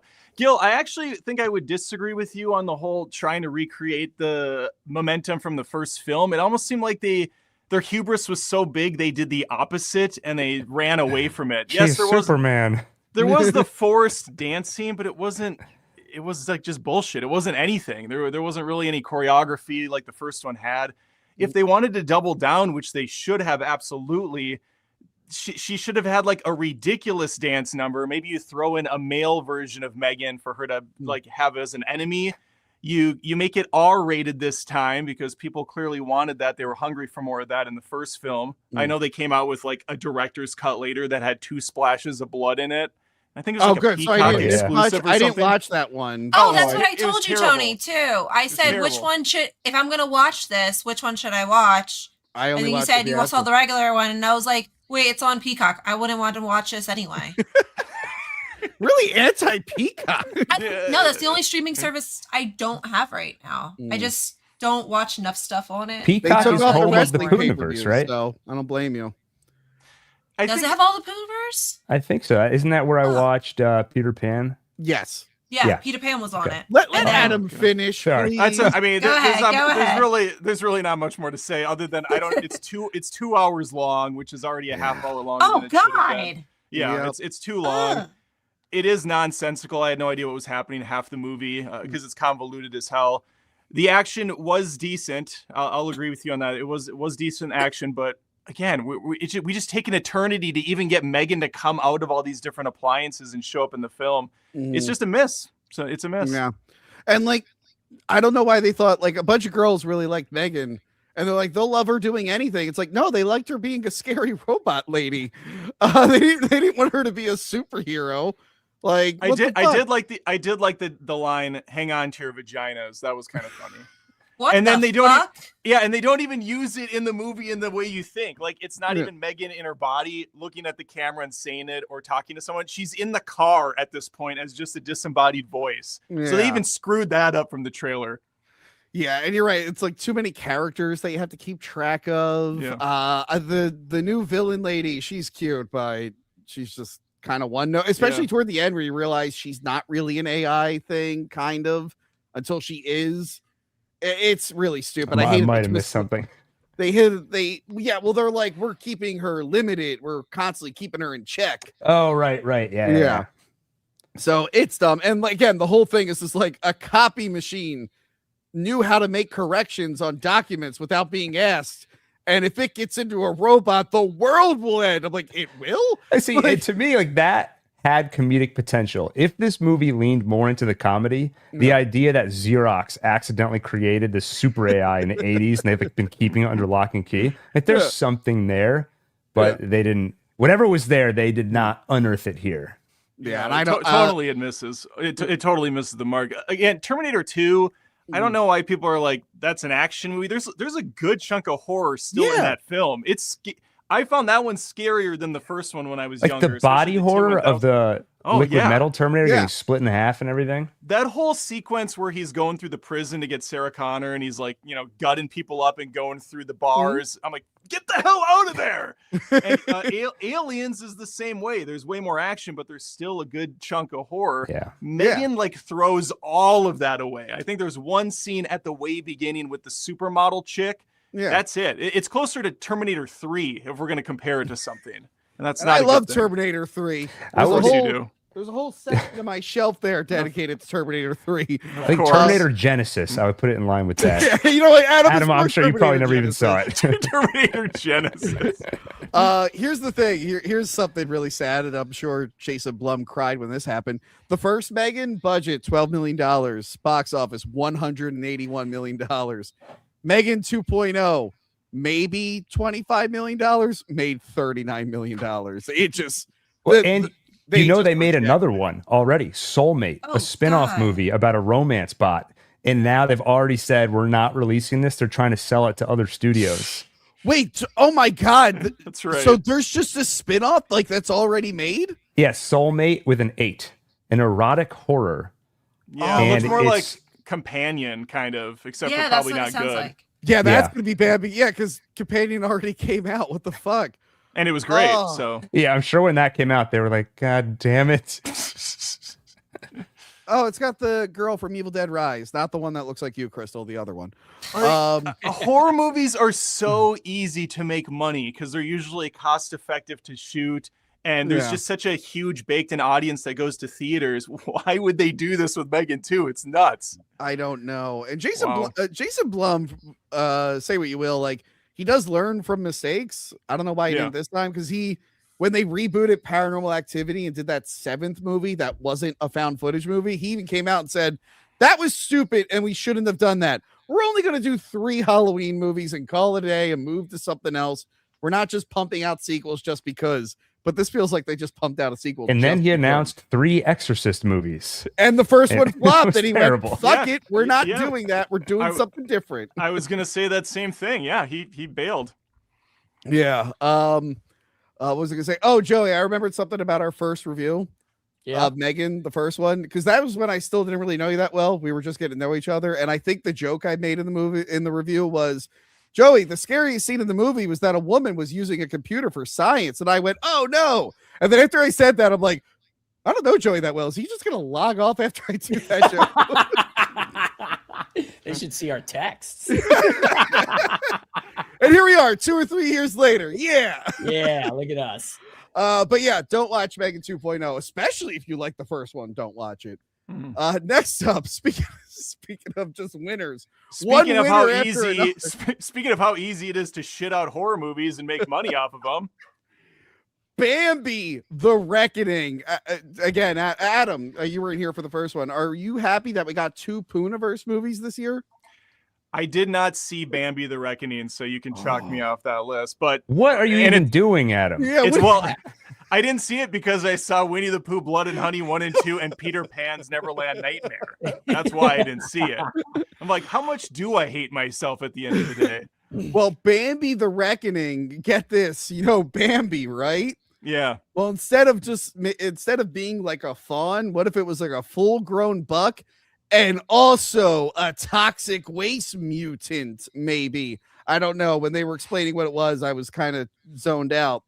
And it goes around and it eats people, and it's not just him. Thumper's there, a bunch of Thumpers, and they're all mutant piranha bunnies. Cute. And most of the movie is just family drama that just feels like it's copy and pasted from a million other movies. And then Bambi will chase people around in the dark and eat them sometimes. And then more family drama about the divorcing parents and the kid. And then Bambi will chase someone around in the dark and eat them. Here's the thing. I'll give credit to this one. The CGI, not great, but compared to like the other stuff we saw, like Tigger's tail, like not even being attached to the dude, the CGI is mediocre, which on a curve, if we're grading it, that means good. Like for this type of movie, I was actually shocked that it didn't look worse. I actually kind of heard it that it didn't look worse. Are these guys going to be all in on AI? Do you think they're going to be utilizing the hell out of that for their future movies? I can't wait. Someone just told me about a different movie that I'm going to do for Patreon that came out this year that used AI like killer dogs, and it was very noticeable. This one was so hard to follow because I just couldn't be invested in it. And at the same time, it might be the best out of all these movies. Because when the deer was there killing people, I'm like, it's kind of fun. Joey, what did you think of Bambi: The Reckoning? These horrifications are a trip, man. It's got real Jack Frost vibes with Bambi drinking the toxic slug, because I think that's exactly how Jack Frost becomes Jack Frost. Remember, Adam doesn't watch these. The killer Jack Frost. Oh, Adam. yeah, the killer. Not the Michael Keaton one. Yeah. Thank you for clearing. That's the one where he bangs the chick from American Pie in the shower, right? Yeah. Exactly. Yeah. I'm familiar with only that scene. Right. No, that's good. Also, like spoilers. The twist, the mom Bambi. Yeah. No, it's a dad. The dad Bambi. Wild. Some of the, I will say, some of the kills are pretty good. I never thought I would see Big Bambi, Dad, Mom, whatever you are, opening a door with your hoof. That cracked me up when they tried to do a really Jurassic funny. Park and it's a hoof. Just And I'm like, that. but it's not like a handle like the Raptors could do. It's like a circular door. But it also headbutted through like 3 doors by that point. Why does it get to this one? That was the funny thing. It's a giant. He can just break the door down, and they make an Amazing. episode trying to. That's the best shot of the movie. Do they go back to it where the second hoof slowly comes up and he's trying to turn it? They stood up where it's just like. I gotta watch it again. I have a bone to pick with this movie though. This movie has a solid camper. I love campers, right? Oh yeah. But who the fuck drives into the forest with no gas? Are you stupid? We're out of gas. Well, you drove into the forest, you moron. And the demon bunnies, they made me giggle a bit. And hang on, did we ever figure out what Granny's obsession was with the Big Bambi? What was it? Because like the sun was responsible for the toxic slug. Was that her son did we ever? Yeah, I guess out? she was related to him, but like, why did she have a psychic thing? I thought it was going to be like a supernatural thing, but it's a toxic waste thing. I'm like, why does the grandmother have supernatural stuff about Bambi? What is this? Now, Gil, you're good at explaining movies. Do you know? You didn't read the tie-in comic, the prequel. Right. Yeah. The problem with this movie, it's the same as all the other movies in the Pooniverse, is that it's so boring. Yeah. It doesn't do anything fun with this. Could be any generic made-for-TV crappy monster slasher, and it just happens to be shaped like a deer, and they call it Bambi. And like you said, it's mostly family drama, and this movie does not have the chops to handle family drama. I feel like Peter Pan, Neverland Nightmares did a better job with that stuff, and it took more creative swings. So if we're grading on a curve, I think that movie gets like an A. I think this one was more boring, less unpleasant. The only fun part was just picking out when they're homaging or stealing from other material, like the Jurassic Park scene where they're in the kitchen, or the Jurassic Park scene where it's a lot like Jurassic Park. The Wayne Knight where the little dinosaur spits in his face. Except here it's a little bunny. I was going to say, I thought it was going to rip off that movie, The Ritual. I know there's a lot of movies called The Ritual, but The Ritual about the big like antler deer demon. Did you guys see that? Yes, I liked it. Yes. It's on Netflix. That one was kind of fun. I thought they were going to rip off that, but then they just didn't. Other than making the deer giant for whatever reason, they just didn't do that. But yeah, this again, another one that just fell flat for me. Do you think they'll make it to the big crossover movie? Do you think? Listen, I didn't want to flex this, but since you asked, I could reach out to my friend who follows me on Instagram, Scott Chambers, the creative mastermind behind the Twisted Childhood universe. I could ask him. I think I just made fun of him earlier. He's not actually my friend, but he randomly followed me like a few weeks back. He's like, the fuck? Did he watch my reviews of his movies? Or is he just going around following critics in the hopes that they'll probably. Yeah. Well, I'll reach out to him on Insta and ask him, hey, sir, are you still making the Twisted Childhood crossover film that we're all waiting for? Wait, I don't think Adam was here for it. We joked about how we want to get in the movie and just be film critics who get killed by all these monsters. We want to do that. Yeah. Listen, I will. No joke. I'll ask him because he does really, for some reason, follow me on Instagram. Yes, please. Yes, please. Okay, I'm gonna message him. They're probably already well underway though, because I think that was the next thing they were doing. No. Pinocchio Unstrung. There's so many more to go. You can't For stop. the crossover, I thought the crossover came and then they were going into phase 2. But I might be behind. Don't rush this, Adam. We need to properly build this up. We don't want to do it. We don't want a DCEU situation again with the Pooniverse. Yeah, we have to see Pinocchio Unstrung first before we get to that big. They did announce Mary Poppins and Tintin will appear in Monsters Assemble, but they're not getting their own solo movies before that. Bullshit! I want my own Mary Poppins horror movie. We're gonna be so confused. Who is this Mary Poppins? Who wasn't established? Oh my god! Did you guys ever see the Dwayne the Rock Johnson parody of Bambi that was on SNL years ago. Yeah. That would have been a much better movie to watch. Probably. That one was hilarious. Did you guys see that? Yeah. He's like a full grown. Okay, we'll move on. He's like an action hero, dude. I think he's smoking a cigar at some point. He's all And he says like lines like, "I'll make him pay dearly." It's so good. The movie doesn't do anything like that. No. See, these movies, they're not tongue in cheek at all. They don't. I think Thumper's played by who is it? It's like one of the guys from Fast and the Furious. Not Ja Rule. It's the Luda. I think it's Luda. He's got the double guns. He's like, woo! He's got the air. I should watch that after this. Oh, to cleanse my palate of Bambi. Again, that was the last movie I watched on the list today. I'm like, well, motherfucker. Sure. But again, it's just a tradition now to cover a Pooniverse movie on the yearly wrap up. I forgot that they did too. Now, a movie that's not really horror and was actually beloved by everyone. It was actually one of the biggest movies of the year on one streaming service, KPop Demon Hunters. Mm-hmm. It's only on this because it was ridiculously huge and I didn't have to watch anything leading up to it. If you're wondering why Avatar 3 isn't on this list, it's because I didn't see 2 and I don't have 6 hours to watch. I'm sorry. You actually don't need to see 2 because 3 is the same movie again, but a little bit better. Although I thought 2 sucked ass, so it's just a little less ass sucky. Well, that's good to know.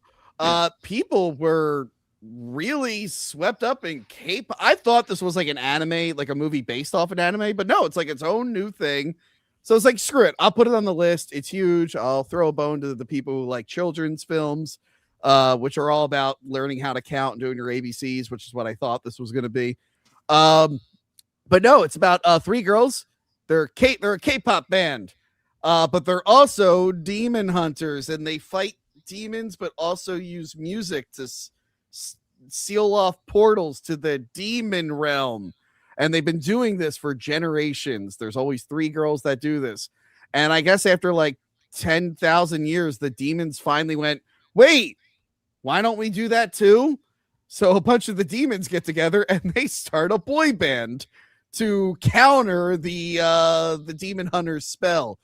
And then, as it goes on, there's a lot of fights. Friends become enemies. Enemies become friends. Eventually, they find some common ground.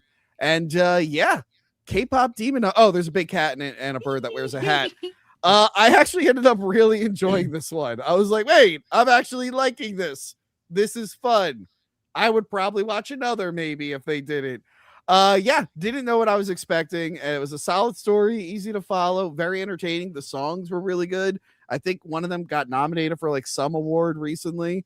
Golden did, and I think it was going back and forth with Taylor Swift's new song for a few weeks on the charts. So I mean, it's going up. It's putting a fight up against the Queen herself. That's high praise. Yeah. Ugh. I will say the cat in this movie is better than all the cats in the Cats movie with Taylor Swift. Spoiler, Monday's episode is the Cats review. I finally did it. Jesus. And I don't think I went to Royce and Mersh's place in Orlando around Christmas, and I think I ruined their Christmas. I don't think I'm getting invited back. Anyway, tune in Monday for that. Did you watch the butthole cut of the Cats movie? No, unfortunately, they have not released the butthole cut, despite all the demand for it. Yeah, that's funny. Joey C, what did you think of K-pop Demon Hunters? You know, Tony, I got to be honest. I saw this on the list and I thought, what the hell am I watching? And like, I watched like 5 minutes of it and I was like, what the fuck is this? This is an hour and a half. So I texted some of my friends who are into anime and K-pop. I've never even heard of K-pop before. Apparently it's a Korean pop. I learned that. I did. And you know what, Joey? I feel if you did a Google search of some of the boy bands, you're gonna get real into K-pop. That's what everybody said, and that's what all my friends said. They said, "Dude, you're gonna fall in love." Now, what they did say was, "Wait till the boys show up in this movie." Spoiler: they were fucking right. And everyone said this movie rocks. I ended up watching it twice. Wow, this movie was fucking awesome. Like, and it shocks me, especially because, like I said, the first 5 minutes, I was like, dude, are you fucking kidding me? Like, no joke. I have to sit here for an hour and a half. How do I speed this up? I was going to do the old Gil trick. And then I just like got sidetracked and ended up watching it. this was really incredible. And just to say something about the story, what I particularly liked was, I don't know the names of the characters. I'm not that into it. But the girl who falls in love with the guy from the other boy band, I like that, and maybe it was explained, I don't know, but I like that I didn't know if the boy was being serious or not, or listening to the demon, right? It's kind of like, I feel like, if I'm understanding correctly, it kind of leaves it ambiguous and you don't really know. I highly recommended. And that's coming from a person who's never watched anime or even knows what K-pop is. So I'm shocked. And the boys are hot. You know what? I'll say it. I'll say it. All right. Good God. Well, I know someone who loves K-pop, and that's Gil. He's the biggest K-pop fan. Sorry for outing you, Gil. I know you go to Korea all the time and catch all the latest shows. How did you feel about K-pop Demon Hunters? I feel bad. Like, I remember years ago, I was at a cabin with a bunch of people, and I told someone, I'm not really a fan of Girl Scout cookies. And the whole cabin turned on me. Like, it made the rest of the weekend awkward.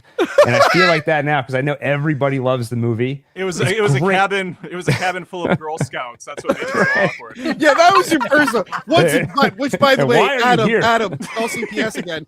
But why are you But it's not every movie is for everyone. Yeah, sure. Great animation, great music. It's a great it's a great movie, but it's just not really my kind of humor. When it's doing humor, it's not really my kind of music.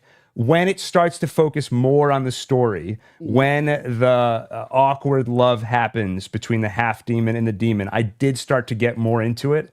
And generally with musicals, I prefer ones where the music is directly progressing the story, which in this, it was more in the second half and earlier on. It was more like, we're doing a song now. And it's a good song. It's just not my kind of music. And for 2 or 3 minutes, I'm just sitting here listening to the music and effectively watching a music video, which is not a knock on the movie. It just means it's not necessarily for me. I didn't not enjoy it, but I wouldn't be in line for the second one. But it was great, and I understand why people like it so much. Needed more children being tortured for Gil. That's right. That's the line for him. Crystal, K-pop Demon Hunters. I loved it. So I loved it. I want the cat so bad. I just want a stuffed animal of the cat so bad. Yeah, I want the guy in my bed. What was that, Joey? Crystal, what did you think of the movie? But I did hear a lot of the music first on TikTok, and it would like randomly pop up on like Spotify. In between 6-7 videos, right? You go 6-7, golden. Yep, that's exactly that's what is my algorithm. Yeah. So, but I was jamming out to the music and stuff like that before I watched the movie. I wasn't sure if I wanted to watch the movie. A friend of mine was like, just tell me how amazing it is. She's like, just watch it. It's not that childish. I was like, okay, cool. I love anime. And I was like, okay, I'll get into this. But it didn't feel like all the different other types of anime. There was just like this good feel to it, happy. It felt like a family movie, but at the same time, it was super engaging and there's still drama, but fighting these demons. And I don't know, I fucking loved it. The only thing that threw me off was sometimes the voices and the singers didn't feel like they matched up too well. Like there was sometimes where it just felt very strong of, nope, that's definitely not the same person singing than that was just speaking. I wish it blended a little bit better. But besides that, it was a win for you and most of the world except for Gil. Adam, weirdo. What did you think of like Girl Scout cookies? Hold on. They're not. I mean, if the problem is once you've had a freshly baked real cookie, I've pretty much turned on all prepackaged cookies. Chips Ahoy, Oreo, and that's what Girl Scout cookies are. Wait. Cookies. I make damn good cookies, but those fucking Thin Mints or the caramel. I don't like mint chocolate. I'm not a fan. I don't like mint. Back up. The caramel delight ones. Toothpaste flavored. Gil went on a whole like campaign to find the Oreo, the Reese's Oreo. No. You're twisting this completely around. Okay. I wanted the Reese's that was flavored like an Oreo. Never mind. Not the Oreo flavored like Reese's. Can you put me in a freaking tunnel, please? This is ridiculous. Anyway, Adam, now that we got sidetracked by Doesn't Girl like Scout cookies. Girl Scout cookies and like the K-pop movie. Why do you God, like, you don't like K-pop Demon happiness? I don't even know if I want to be here anymore, to be honest with you. That really kind of put me out. My daughter watched the K-pop Demon Hunter movie like 50 times, and I remember specifically she entering the garage where I was working on my car while bench pressing and listening to Megadeth and slamming an energy drink, Joe Rogan podcast on in the background, and she said, Adam, sir, she calls me sir, will you please watch K-pop Demon Hunter? I know you're the manliest guy out there, but could you just do this for me? And I said, all right, teenage girl. And I go out there and I watch this film with her, and I had a fucking ball. I ate it up, start to finish. Just the music's great, but I like pop princess music, so that worked out. I thought the boy band was charming and funny. Yeah, the animation, super hot. The music reminded me, or I'm sorry, the animation reminded me of Mitchell's versus the Machines. I don't know if you guys saw that movie. Very solid I saw the film. commercial, but yeah. Well, then you saw it, Tony. If you saw the commercial, Tony, Jesus. It was great. And I think the thing I liked the most about it, it was something new for a new generation of kids that it seems like all they get these days are live action remakes and just retreads of the stuff we grew up with. It was so nice to see something with my kid that was like for her more than it was for me. And that was it was a breath of fresh air. Little melodramatic. I'll say that. It gets a little too much into the Frozen territory towards the later half with all the drama and stuff. But overall, this was a very easy watch, and I could definitely go for a second. Nice. Yeah, I really liked it. By the way, the cat's name is Derpy.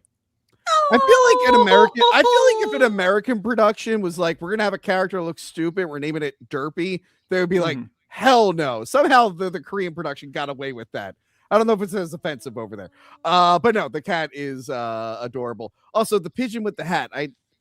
He made the hat for the cat, but the pigeon. That line. What were the animals, by the way? Were they also demons? I was a little confused by the animals. I felt like they were like the demon spirit animals. That doesn't make any sense. It does. There's a whole lore out there, Tony. You can look at the lore for it. It's all there. I will look at the lore. I did like early on, one last thing. Early on, I like that the demons, like, they're really bad at pretending to be humans. So the one was like watering a plant with like coffee and just smiling like a psychopath. Like, all right, that's fun. That's fun. But yeah, I mean, statistically, you people probably all watch K-pop Demon Hunters. But if you haven't, check it out. If you have kids, check it out. It's the Thin Mints of animation. Now Most people appreciate that. And if you're not on the K-pop Demon Hunters train, I hope, thanks to me, you feel seen. Now that was a see, Adam, I sprinkled in a feel good family fun movie. Now let's keep that going. The Long Walk. Stephen King's The Long Walk. Sorry, Jesus fucking Christ. Richard Gil loves this film because young guys are getting beaten, they're getting shot. He's like, yes! Fucking explode it. Like, this is a baked cookie. This is homemade shit. Oh, they're sweaty too. So this is one of 4 Stephen King things that came out last year. There was The Monkey. I forgot all about The Life of Chuck by Michael Flanagan. Oh, that was good. That was really good. After I finished the list, it showed up on a streaming platform. Like, I totally forgot I wanted to see that. And of course, the last one, there's this, and then there was Welcome to Derry, which, just to let everyone know, we are doing a what is the best modern It episode. So I'll do the 2 movies and the first season of Welcome to Derry, if you're wondering why I haven't covered it yet. But yes, The Long Walk is based off, like, I think the first Richard Bachman book, like the first one he published, one of his oldest stories. Yeah. It takes place in a kind of post-dystopian war future. America went on like some financial troubles, and they ended up takes place in America in 2028. Is it really? Is that what it takes place? No, I'm just kind of saying it's maybe a teaser of what's to come. Oh, okay, gotcha. Because it looks like technology stopped at a certain point in this universe. It is funny because we also, The Running Man is the other one, Stephen King thing we got. Yep. But this basically is so I guess he had this idea multiple times of a game show that's being televised to the country. He just did it twice under his pseudonym. This is a game that you can do. You have to do the long walk. You have to outwalk everyone else in the book, apparently, it was like you had to be at like 3 miles per hour, and apparently, or 3 paces. It was something, but Stephen King went up to the production. He was like, I was stupid when I wrote that. That's impossible. Please change it. So you have to keep up a certain pace. You get 3 warnings, and if you fuck up, you get killed. But if you win, you get millions of dollars and 1 single wish. And when someone told me that, I'm like, it's not like a supernatural thing to this. But much like we say, we'll say anything with the super chat within reason. It's a wish within reason. Like there are limits to the wishes.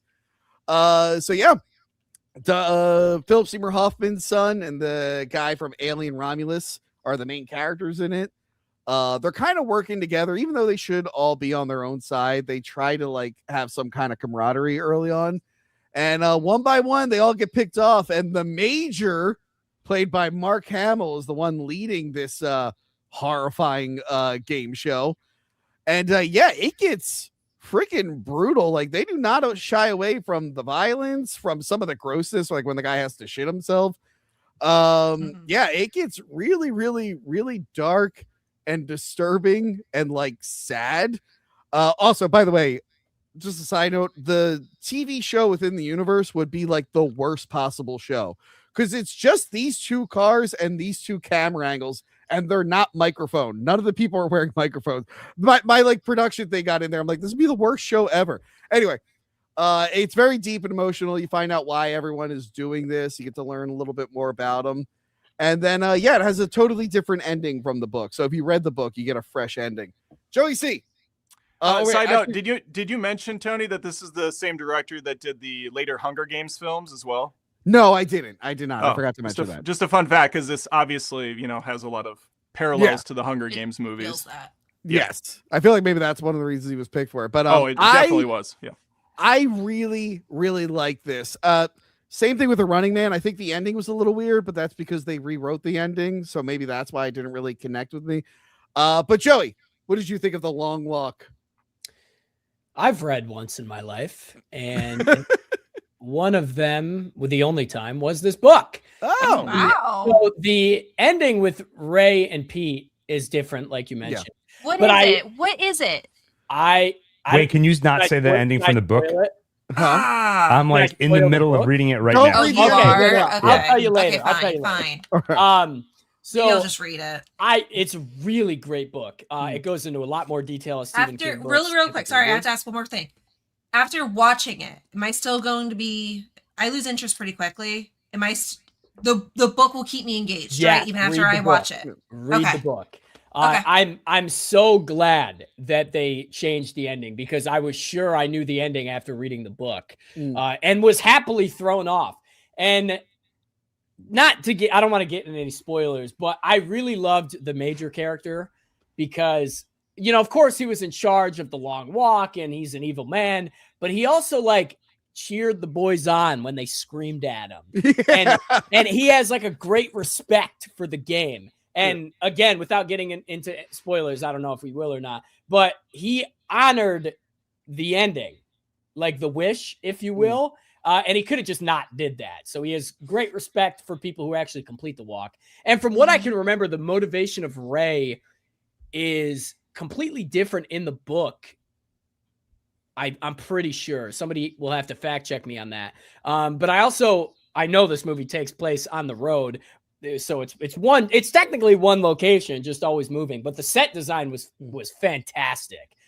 With all different places that they travel through, and it really kind of gives you a scope of the distance that they travel. Also, side note, who is the Major in this post-war world? Because don't they mention he makes like house calls to kill people with contraband? You know, like apparently he's just a high up official who also runs the walk, because he loves it. He's like, I got to run that thing. Would love a spin-off series of this world. Fantastic film. I don't want to spoil it. Gil, go, don't spoil it. Not everybody likes Girl Scout cookies.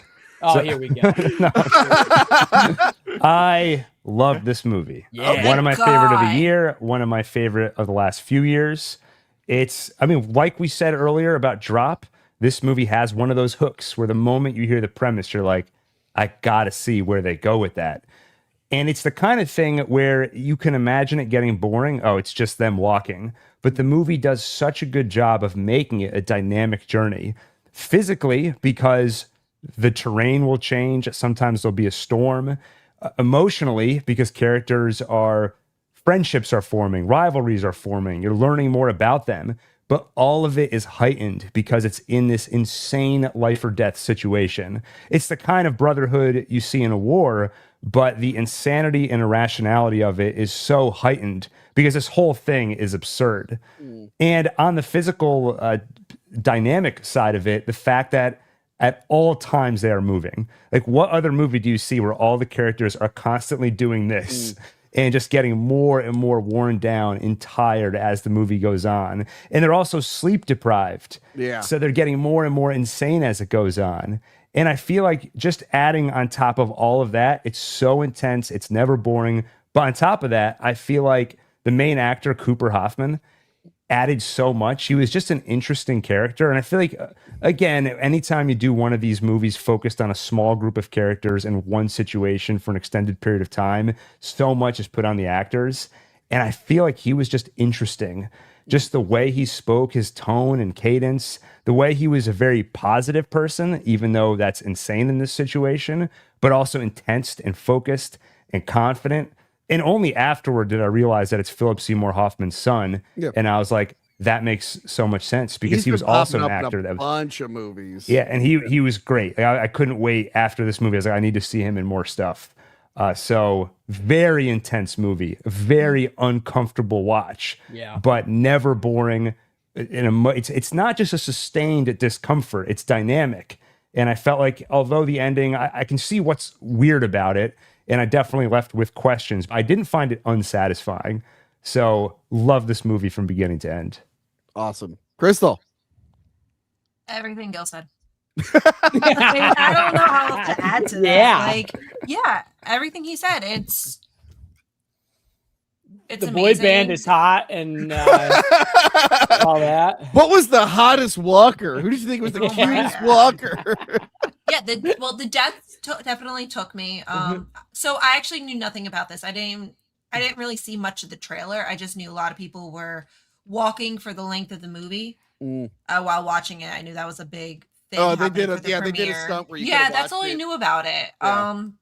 Never read the book, obviously, but I was like, so wait. My mom saw it when I was over for the holidays, and she's like, "You want to watch it?" And I was like, "Oh shit, I have to watch that anyway. Might as well do it now." So I'm like, "What the fuck is this movie even about?" She goes, "They walk," and I was like, "I got that. Thank you." They walk. Mom. What more do you want? We're like, walking okay. here. She said it was between this movie and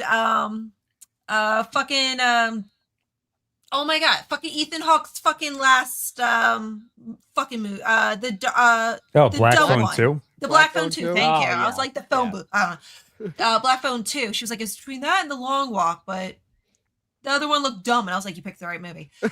So But she missed out on Ethan Hawke ice skating. What the fuck? don't worry, I told her about it. Don't worry. I told her all about the movie, and once again, she knows she picked the right movie. So I was shocked. I didn't know that if they stopped walking, they died. I kind of got a hint that something would happen. Not that all of a sudden they would fucking just like shoot up their head right then and there. So that took me for a shock. And they show it. I thought they were gonna like cut away like whatever, and then no, they just show the bullet like go through the head, exit out. Like Brutal. It's not just like any other horror movie where they're like torturing the people or something like that. Like this is like It's like real. It's like more yeah. real. Yeah, exactly. I didn't want to say it's realistic, but it is. Like It's like people laugh at the scene where like the guy has to go to the bathroom, but I'm like, including those details is part of what makes it feel real. You're not skipping anything. yeah. It's like a marathoner. Like you'll see literally like people that are going through like literally shit or piss, like going down their pants and stuff like that sometimes.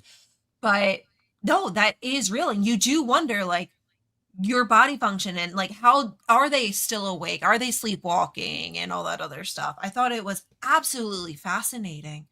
And yeah, realistic as much as it could be. Yeah. And I was trying to figure out because about there's like a dictatorship type thing happening. I was wondering about this world. I just wanted to know so much more about this world that they were in. I had a lot of questions about it too. I'm like, who's technically in charge? What was this war? Yeah. And another mom in the movie where I feel bad for, like, oh my Oh, God, yeah, her on the That side one of the scene. street. Yeah. Oh my God.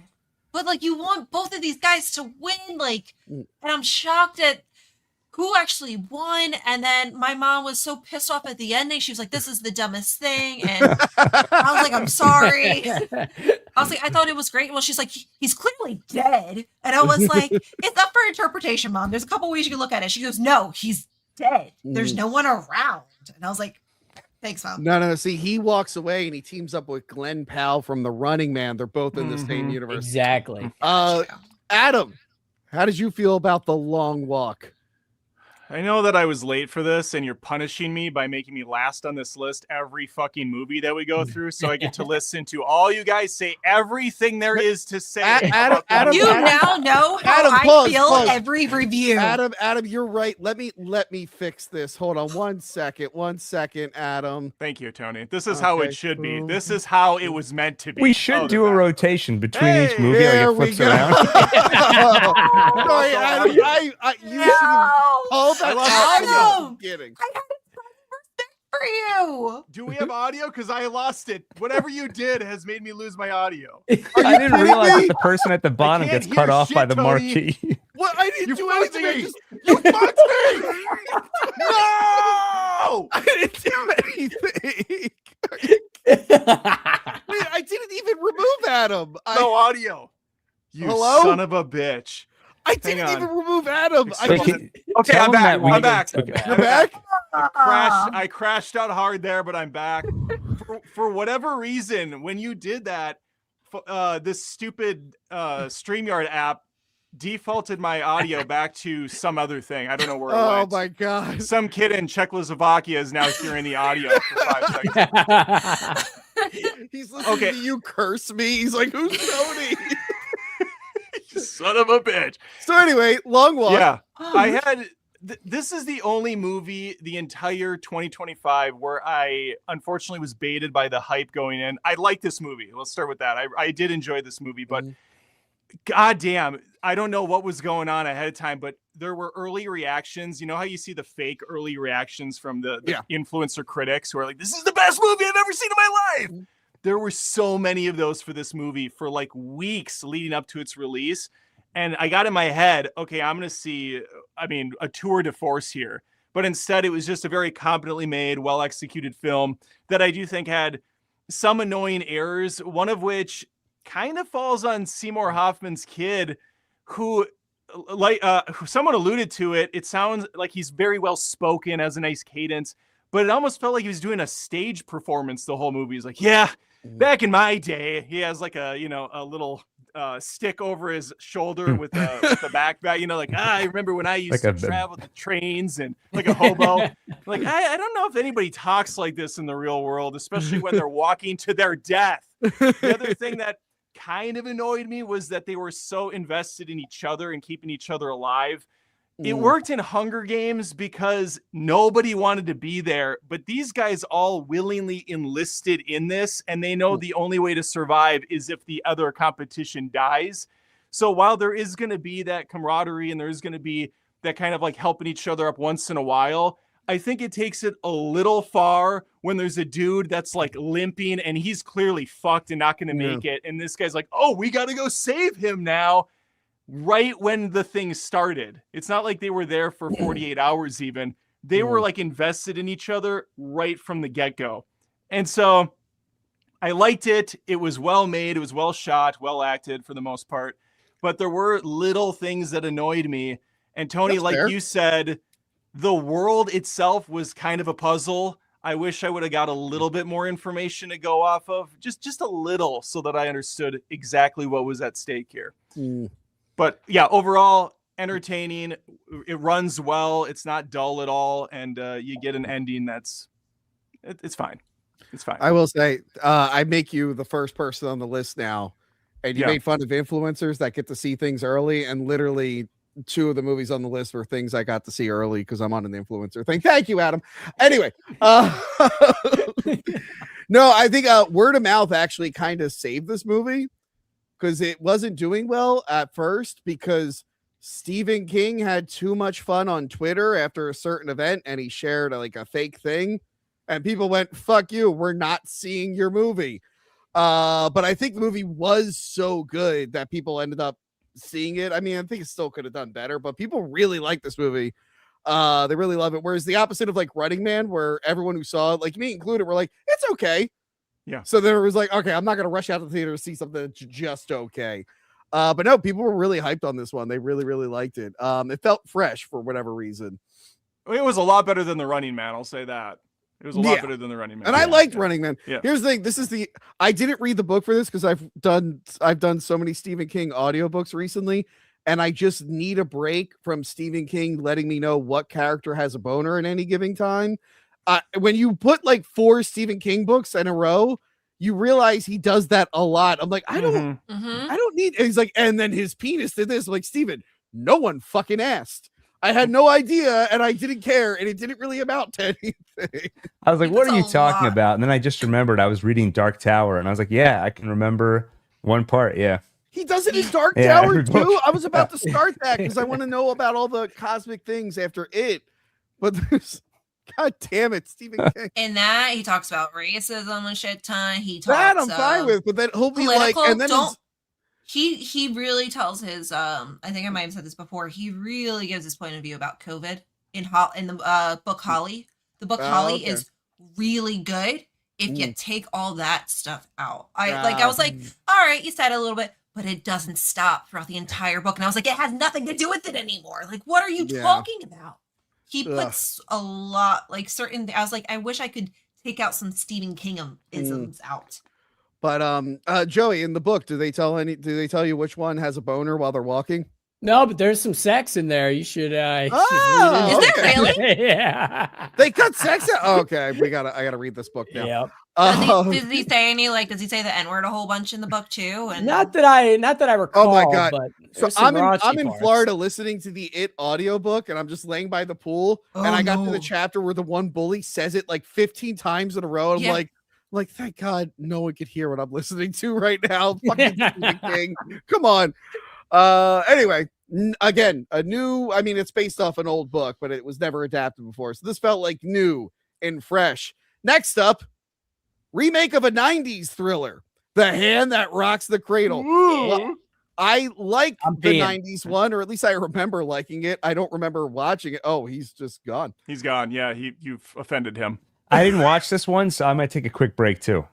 Okay, go pee. Right back. Go pee. Everyone go pee. We're going to take you guys off. Actually, no, I'm not going to take you off because I might fuck up Adam's audio. Yeah, please don't do anything that could be I remember liking the old Hand That Rocks the Cradle. It's been a minute since I watched it, but I great. watched this one because I like Micah Monroe, and I'm very well documented that I fucking love Mary Elizabeth Winstead, even though I don't watch a lot of her movies these days. But I was like, screw it. It's a remake of something I like. It's on Hulu.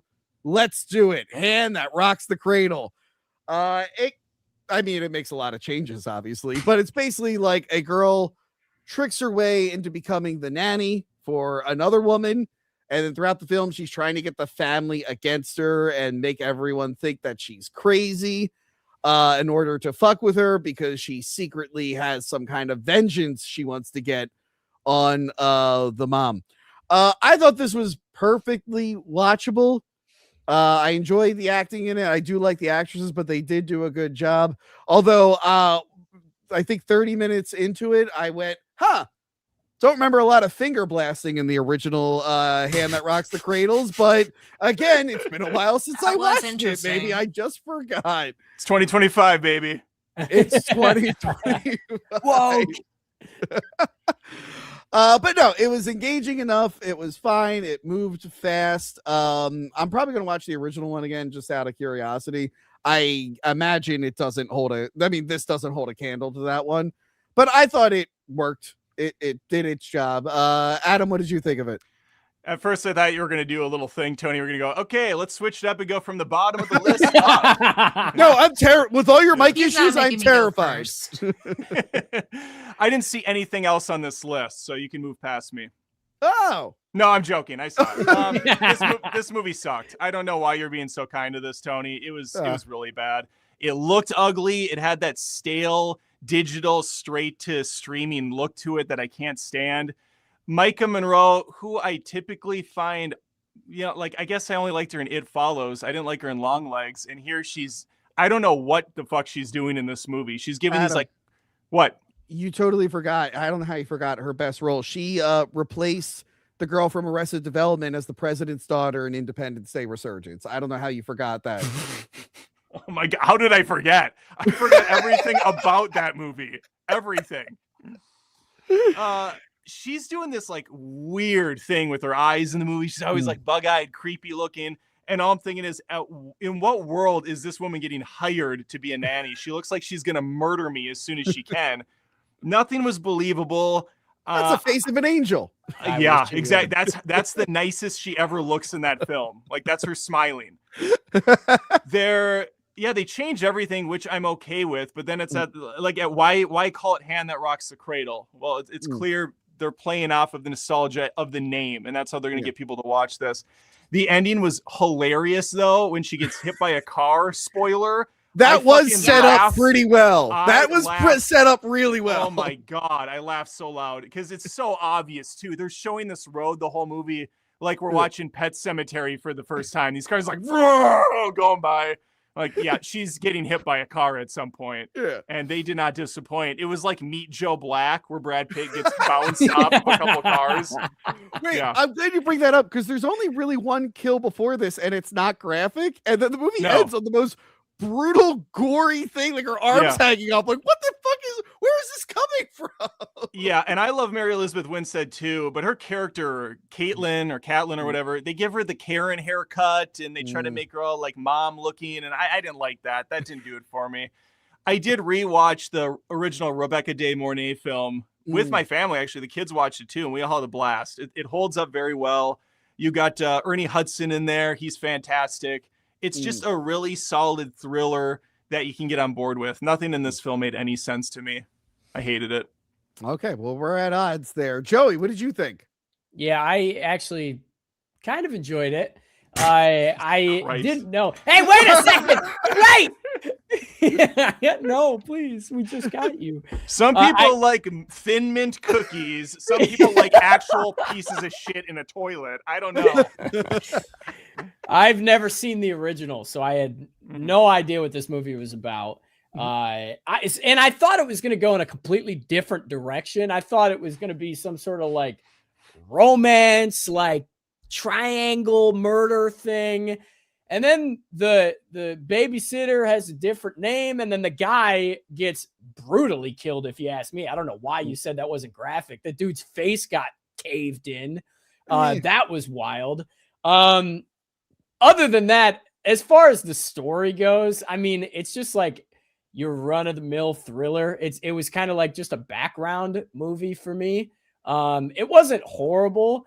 But I mean, if this says anything, I forgot that I watched this until you brought it up on the list. I was like, oh yeah, that was the one that I forgot about. Yeah, because you said it's a background movie. You were probably getting high while it was playing in 3 rooms over. Are you saying Joey gets high when he watches movies? No, high off of McDonald's. Okay. It would never be me, man. Listen, 2 brownies later, I was just confused about what TV was on, and then this movie was on. So, I'm sorry, the last time I was on with Joey, he admitted that he was baked for the entirety of the films that we watched. No, that wasn't me, man. That was You're getting high all the time. You eat like garbage. I'm like counting calories. If I had like 3 cheese puffs, I'd kill myself. I hate you so much, Joey. Come on. Yo, Gilly C, what's your take on this movie? Come on. All I know about it is what I just heard you say. A guy gets his face caved in. I don't even know what movie this is. Well, it's Zootopia 2. It's for the people who are watching this on the Clips channel and are like, why is this guy on the show if he hasn't even seen the movie? This is like the 14th movie we're talking about, okay? Crystal. I didn't hate it. It was just another stereotypic movie. I grew up with the Lifetime channel on 24/7. And this was not by choice, please. Not by choice. There's probably about 10 movies just like this. Yeah. The only thing I was trying to figure out is why she was doing it. I never saw the original. I feel like I need to go see the original right now. But it's a different reason for her revenge. It's different. Yeah, but I She does saw it this. because the mom burned down her family's house and killed her parents. In this one, I'm saying for the in original. this one, yeah. In this one, yes. I'm saying I don't know what it was in the original. So She wanted, like, her husband got arrested and the mom was one of his like victims, and I think she was his wife, and they didn't know that she was the predator's wife. So yeah. Oh, that's interesting. Yeah. Mm-hmm. Yeah, that's a little bit more than just then like her. Yeah, the reasoning kind of like seems so far out to me. They both changed their identities and live like full lives. Yeah, they don't I was recognize like, each what other just at all. happened? Yeah, as soon as like they came back into the house, like they were like face to face, and I was like, "What? Yeah. What just happened?" So, Sex happened. It was a pretty movie. cool. it was a That's how I kind of feel. I'm like, it was a movie. It was fine. It movie. did I stuff. watched it. It wasn't the worst thing I've ever seen, but like it was like watching another Lifetime movie that was stuck on, and I had no option to watch I'm something glad else. you mentioned Lifetime, and Adam said, why was this made? And I just pieced it together. The Housemaid is a huge series of books, and I think they knew that was being turned into a movie, and they went, That would make sense. 20th Century Studios went, what do we have that's kind of similar? And someone went, we got Hand That Rocks the Cradle. Let's remake it and put it out before The Housemaid on Hulu. I think we just figured out that's exactly why this got made. Housemaid was actually great, though. That was a really fun Oh, it's movie. on the list. We're I want to talking be the about first it. one to talk. We'll talk about it. But Don't I think be last on talking about that one. we can't move anyone because Adam's computer I don't give a first. We start bottom up. Adam's computer has the Xerox chip from Megan 2.0. You can remove me and then add me back. No, I want to be first. Because I didn't even see that one. Crystal can go first. Tony. It's not like it's required that we follow the line of the windows. It will confuse Tony. It confuses Tony. Keep it simple. Crystal's gonna be talking. I'm gonna be like, "What did you say, Adam?" Crystal, you talk, and I'll just move my mouth, so we'll confuse Tony. Good point, Adam. Who sounds like Crystal? Thanks. Okay. So Hand That Rocks the Cradle. I think I'm the only one or me, Crystal thought it was okay. Joey thought it was whatever. Adam hated it. Cool. Yeah. The three people that thought it was okay said that they couldn't change the channel for some reason, or they were doing their laundry in the background. And Tony just loved it, I guess. But anyway, Mary Elizabeth Winstead said, I love her. I've been crushing on her for a while, but there's a new lady in town, and we got to talk about two of her movies back to back. Where my Sydney Sweeney acts at? Oh, Let's go, baby. Yeah, I love her. We should have all worn our denim. We should have all worn our denim jeans. The Levi. Oh no, I'm sorry. The what is it? so American dumb. Eagle. American Eagle. Pretending he doesn't know. He's like, what was that? What was that? Covers He's like, I don't covers the bird.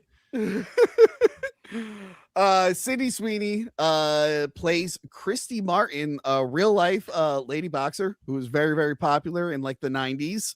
The movie kind of talks about her career as a boxer, but what it really highlights is the struggle she had at home with her loser husband, which was kind of just like a marriage of convenience, who's basically manipulating her, stealing from her, and beating her whenever she acts up, and threatening to out her as a lesbian because she was one, to basically control her life. And she couldn't really get out of it because her support system sucked, aka her mom. So the movie more deals with that in addition to the boxing. Let me see here. Do I have? Oh yeah, and then it eventually covers the real life attempted murder that the husband did on her. Yeah, it's a very, very interesting story. By the way, if you like the scene at the end, watch the real that whole thing was caught on camera in trial of her just shitting on the husband. And it actually looks funnier in real life because the husband's funnier looking in real life, and he's all like, Anyway, check that out. Very, very interesting story. My favorite thing about this movie, though, is something that happened outside of the movie. Ruby Rose. Remember when Ruby Rose was a thing? They tried to make her. Yeah, she's huge. Yeah. On one season of Orange is the New Black, and then for like 4 years after that, they kept putting her in things, and everyone went, "She can't act. She was Batwoman, right?" Yes, and I'm glad you mentioned that, Adam. She was Batwoman, and she tried to accuse a bunch of people on the set of being like horrible people and it not being safe. And she thought the Me Too movement would help her. And then everyone on the set was like, no, she's the problem. She couldn't get anyone on her side. And then she fled to Australia. Anyway, she was attached to this movie.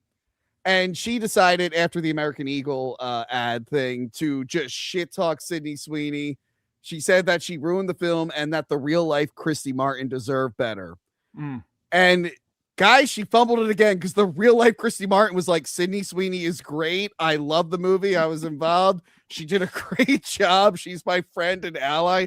And then Ruby Rose said nothing because she failed again. That was my favorite part of the movie, to be honest. But yeah, what did you think of Christy, Adam? Here's a clip for you, Tony. I love domestic violence. I love watching it unfold on film. I love seeing women get their asses kicked by men. I know you guys on the panel like seeing kids get hurt and beat, but I'm really into women getting beaten up. No, in all honesty, turn off his camera. Yeah. Especially Gil. He loves. I'm a public figure, okay? No, truthfully, I went into this cold. I knew nothing about it. How I recommend everybody watching who's now gotten it ruined that there's domestic violence. But I didn't know anything about Christy. I thought this movie was fantastic, honestly. My only issue is it is a bit long. It goes over 2 hours. I'm a stickler for runtime. But yeah, it dives into kind of how she meets this loser, how she rises the ranks in boxing, runs her mouth, makes a name for herself, and then how she is put in a horrific scenario that she somehow survives. I'm also a sucker for a based on true story thing. I can't speak to the merits of the story and how much it matches up with the real life, but sounds like an amazing woman. Definitely a story to tell, and I'm glad I watched it. Nice. Highly recommended. Joey C. What did you think? I'm sorry. And Sweeney, by the way, does a great job in this film. Yeah, she gets way too much shit. I saw her in 3 or 4 movies last year. She knocked it out of the park every time. She was great in Eden. She was great in Christy. She was what was the other one? There was Immaculate, I think, came out in 2024. But regardless, it's funny that she's always like the bombshell, super hot chick. But in the movies, she's always pared down. Well, not always, but out of the ones I saw, she's pared down and she's acting her ass off. I give her props. No, she was really good. A lot of people had it out for her this year, but this was like her third bomb, I think. But like this only got 2,000 screens instead of 3,000 screens, and then they put in what was it, the Eden Lake, and the other movie which didn't get wide releases. They're like another bomb by Sydney Sweeney. I'm like, that movie played in like 5 theaters for a week. We can't count that. And again, she'll get her revenge with Housemaid. But Joey C., what did you think of Christy? Yeah, and really, can we brag about box office numbers when a shitty we can, because we're not listening to Joey C. Let's brag about it. Well, like a live action Lilo and Stitch makes over $1 billion. So we're using that as the quality benchmark for a good film. Give me a break. Well, it does feel like online people want to say like, we want something different, enough sequels and remakes. And then anytime something remotely different comes out, it totally bombs. Yep. We hate Avatar. Makes $2 billion. Yeah. So Joey, I'm just gonna wait a second to make sure nobody says anything again. Okay, I think I'm in the clear. It's kind of a crazy story, and I'm really shocked that I knew nothing about this woman. I didn't either. I had no idea. And biopics, I feel like, are hit or miss. This one was really good. There does seem to have some major authenticity in the story and the actors, and all the acting seems very grounded and natural. This woman had an insane life. And again, I'm surprised I knew nothing about this. I love rabbit holes like this. I do not love domestic violence, Adam. And it has some really tough themes, about horrible partners and sexuality and accepting yourself. It doesn't really do anything new or reinvent anything. It just provides a solid story with solid characters. Like a powerful story, might I say. And now I'm curious about how accurate the movie is. And based on what you said, Tony, I think it's pretty accurate. I mean, I didn't watch. There is a documentary you can watch, but they hit all the key events, like even how she's attacked. I think the lead up of the attack in real life, I hope, was different, because in the movie, I'm like, she's obviously walking into a trap. What is she doing? But like the stabbing and then her grabbing the wrong car keys, they'd all played out like that. They were actually pretty detailed. And yeah, I thought spoiler, ending up with the woman that she faced later on, I'm like, well, that was clearly made up for the movie. No, they're married now. Oh, that no really shit. happened. Wow. So what happened? They showed to the pictures in the poster. Pictures at the end. Oh, that's right. Yeah. Yeah. I guess we're up to Gil now. That's all I have. Okay, wow. I liked it. I mean, everything you guys said. Though the one thing that I would kind of knock it for, Adam, you mentioned it feeling a little bit long, and I totally agree with that. I think, Tony, what you just said actually about the accuracy, where it hits on every point, that's kind of what it felt like to me, where it's a biopic in the way that it takes about 20 years of time and compresses it into 2 years. But I feel like that's all it did, is that it almost montaged it in a way where you don't go too deep on anything. And that made it feel a little bit long to me, because essentially you simmer in this one feeling of she's trapped and it's horrible, and Jim is horrible to her. And that's good, because then when you get to the ending in the release, it lands with a lot of impact. But I don't know if you needed the 2 hours leading up to that, or if you could have done it in less time, or if there was a way to present that where it was less, let's hit on every point and instead adapt it, into a story that has a more clear through line, a beginning, middle, and end. And on that point as well, I'd say it would skip ahead years. And I was almost shocked that we've gone through about 20 years and I didn't necessarily feel the passage of time. Physically, I didn't do a whole lot with makeup or in the way they acted. But that's me focusing on the things I didn't love about it, because you guys already said all the stuff I did love about it. And overall, I thought it was worth watching, especially the last 20 to 30 minutes I thought were incredibly powerful. Sydney Sweeney did a great job. So overall, very solid, but those were the couple of things I would knock it for. I was waiting for someone to bring it up. Yeah, that's the problem with the movie. The movie starts in 1989 and she looks like this, and then it gets to 2010 and she looks like this. I'm like, this is 20 years? She looks like the same exact person. Yeah, when it said 2010, I was blonde, like, wow, Tony. this is like... Oh, yeah, her hair is blonde. Well, this is a movie about like a strong, empowered woman. And of course, we save the woman for last. Crystal, what did you think of Christy, which you just finished 5 minutes after the thing started? I did. So I actually wasn't going to watch this. So I was like, I don't feel like paying for a movie right now, but I ended up watching it anyway. Thank you, Tony. And I'm so happy I watched it. It hits on such a personal level so fucking hard. I was bawling my eyes out through a good fucking part of this movie. It's phenomenal, like what everyone said, but to a woman like who is in like a male very dominated industry, who has been a part of domestic violence before, like literally had a restraining order against someone, not even by choice, by the fucking state, and ended up giving it to me against the other person. Took boxing before. I don't know if you guys have ever boxed before. Holy fuck, that shit's hard. All the time. We're in a secret fight club. You're not invited because you're a girl. It's our male only fight club. That's right. You know I would fucking murder. Just saying. Gil doesn't want you to know that he's the champion. He's afraid you might come for him first. But it's I love it. Like just the fact that she's paved the way for female boxers. Like female fights are always my favorite. They really are always the vicious. I've even worked so many fucking events, boxing, bare knuckles, a whole bunch of these and the fucking women are ruthless. Like there's just another vibe, especially seeing it in person and meeting these fighters and stuff like that. There's just a different vibe on that. But yeah, even when I was like, I trained with Jerry Cooney for a little bit, and he wanted me to actually start training to box because there still aren't that many female boxers out there. And I couldn't do it with my work schedule. I was like, I kind of got a job. I can't. But it's fucking hard. It's one of the hardest fucking things. But yeah, just watching this movie, seeing everything she's gone through. I don't know. It's just. I will say it had a very satisfying ending because he did go to jail. She did shit talk him in front of everyone, and then he ended up dying. He didn't even get to live out. He only got 25 Thank years. God. He only got 25 years, but I think that's because he was like old, and they were like, "Yeah, this is gonna solve itself." Well, doesn't matter. He should have had 150. Like, fuck that guy.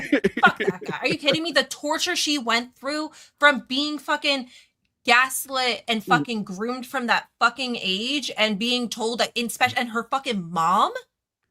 Oh, her mom was the worst. At the hospital at the end. Holy shit. God. She was terrible. But she couldn't be like the fucking life that she had was so fucking horrendous, and she's still, and like the fact that she didn't know how to say like, you know, good luck. Like she thought everyone was against her so hard because she had such a shit life.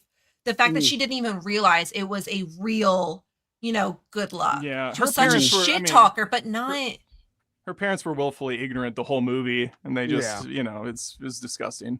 Thank God the dad kind of came around at the end. The brother was there for her the whole time. I'm surprised they gave her a pink robe, but well, that was. And I know that's what she did in real life. Yeah, I know, but I'm just surprised, like watching it and seeing the pink, and I'm like, I think she would like hate the color pink, but the girls like pink, Crystal. She's owning it. I will say, do you know who played the boyfriend, the husband? It was Ben Foster. Yeah. The Angel. Everybody loves him as Angel in X-Men 3. X-Men 3, the piercing guy from the Tom Jane Punisher we all know. Actually, his brother, Crystal, I think was in Stay Alive, the movie we reviewed recently. But I was looking at him like, I haven't seen him in a movie since the fucking Warcraft movie from 2016. So I had to look it up. I'm like, who is this guy? He's really good. I'm like, oh shit, that's Ben Foster. He plays like a shithead really, really well. He was so hateable in this movie. Oh my God. From the Especially very beginning. But when I did see what the real guy looked like and how he acted in that video, I'm like, oh my God, he nailed it. Yeah. But yeah, I think people really should check it out. I know it flopped in theaters, but once it hits a big streaming thing, I think this will do well. Once girls get over the fucking American Eagle thing, like guys, it was a joke, and I'm sorry. To me, sorry your Twitter attack didn't work, but get over it. The movie's good. Personally, I didn't think much of it when I first saw the advertisement. One, she does have fucking good genes, even if you mean it as the actual fucking. I mean, she's fucking stunning. Yeah. And I feel like, I don't know. I didn't think, oh, she had good, like, I am white, blonde, what, like. No. I don't get, no. Because you're a normal person, Crystal. And she is wearing jeans. It's a word on, everyone knows she's fucking hot. Yes. But every girl should watch this, right? I honestly think so. I think it's so fucking powerful. I hate the fact that it flopped in the movies. Yeah. I wanted to go see it. And then it was out. By the way, it barely played. I looked it up on AMC. It had like 2 showings a day, maybe. I'm like, okay. Like when it came out. Yeah, but luckily, Sweeney got her revenge because this next movie is making $1 bajillion. It's The Housemaid. Woo! Starring Sydney Sweeney and Amanda Seyfried, based off a series of books, which I did not know it was a series of books, and that will play into my issue with the ending, which I didn't read. Apparently, my brother-in-law and my sister read them, and they were super stoked to see it. And I told him I got to see it early, and I was going to go with my brother-in-law, who's not Prison Mike. And then he backed out last minute. So I had to go see this fucking thing by myself. And then my sister got to see it with all her friends, and he still hasn't seen it. He could have seen it early, and he still hasn't seen it. He's very upset about it. But yeah, people are hyped for this movie. I didn't realize how big this was. I know, Crystal, you were like into the book. Yeah. So Frida McFadden, I'm not a crazy Frida McFadden fan. I know a lot of people are. It's Adam is. He celebrates her entire catalog. Yeah, entire catalog. Yes, she's okay. Like I definitely read some of her books, and it has a very similar vibe to every single one of them. So it took a while me getting into the second one because I went right from that first book into the second, and then it felt very too similar, and I was like, I kind of need a break, and I still have to pick it back up. But the book, when you finish reading that book, holy fuck, you're like, who can I talk to? Apparently everyone. I didn't know what to talk to. Like, it was so, the book is amazing. And I think the movie did the book such justice. Well, let me tell people what the movie is about. Go ahead. Go. And I'll tell you what the differences are. So Sydney Sweeney is a character who just got out of jail, although she's keeping that on the down low. She looks like someone who's been in jail for 10 years. Totally nailed it. She just got out of jail and she's trying to find a job. And Amanda Seyfried is like, hey, what's up? I need a nanny. You got the job and you have to live here with us. She's like, okay, I'll do that. Everything seems good at first. And then she starts going like nutso. And we get to know more about the husband played by that guy from Drop, who might be Batman. She immediately, like day one, she starts fucking with Sydney Sweeney, like accusing her of stealing and misplacing stuff. And the dad, he's like a stepdad because she has a daughter, but it's not his daughter. He's all like calm and collected. He really counters her craziness. And his mom, by the way, it was driving me nuts the whole movie. I'm like, who the fuck plays his mom? It's Wilma from the Flintstones movie.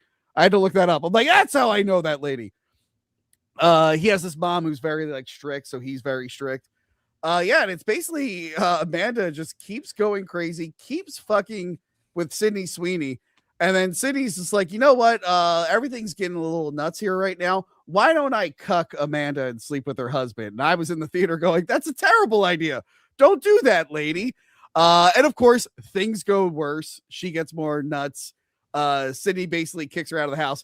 And then there's a big twist that is actually kind of crazy. Now, I really, really enjoyed this movie. Again, I got to see it early. Look, that's me seeing it early. I'm one of those assholes that Adam was talking about. Anyway, I got Tony, to see it early. I see movies early too now.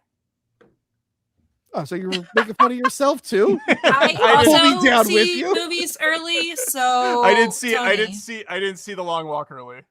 Okay, good.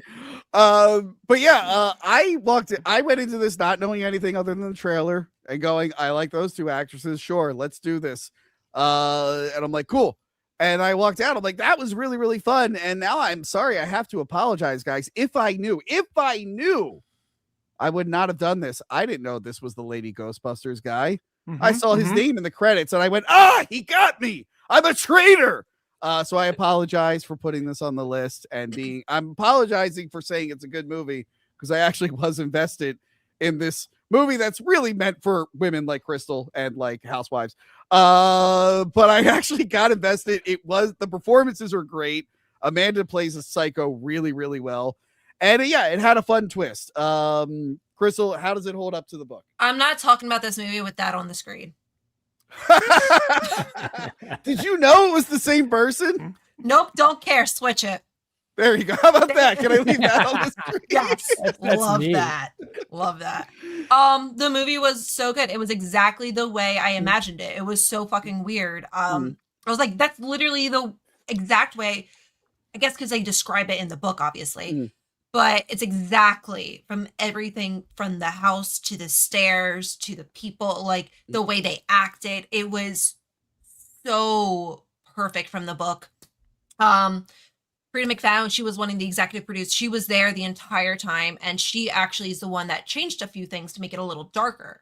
So there are two big things. Everything happened exactly. And the same thing in the book where you hear Millie's story, who is Sydney. So it's Millie's story first, and then it goes into Nina's story, the wife. That was fun. I didn't expect it to do that hard. The book does that. It's awesome. And just like in the movie theater, listening to everyone around me, it was a lot of women. But like, oh yeah, I noticed. I looked around my theater and I'm like, it was I'm the only guy who's by himself here. I feel weird. Yeah.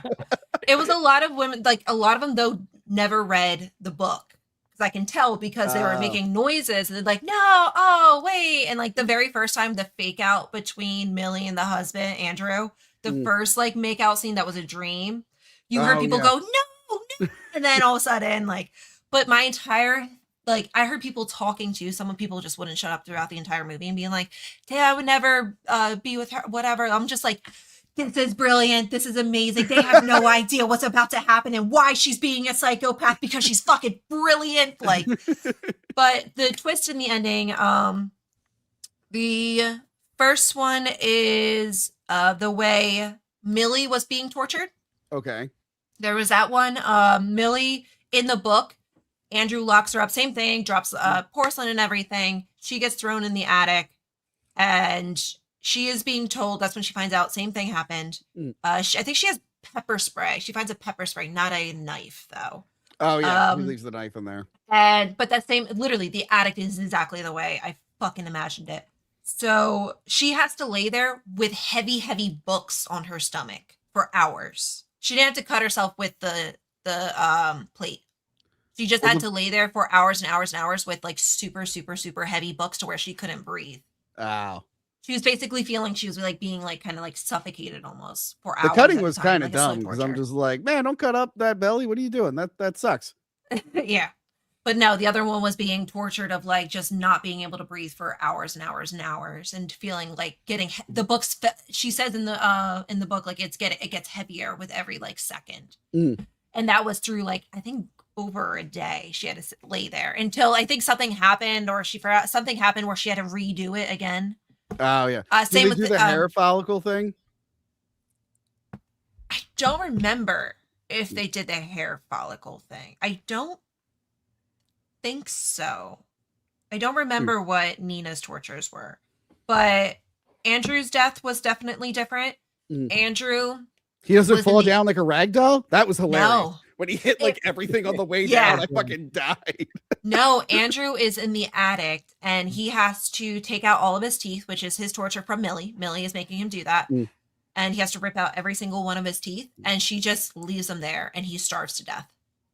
That's what I thought was going to happen. I guess they spiced it up. Yeah, so Frida wanted to change it and make it a darker ending to where the girls teamed up because Nina ends up coming back and finding him and had to deal with the whole cops. In the book, it was the father of the ex-wife.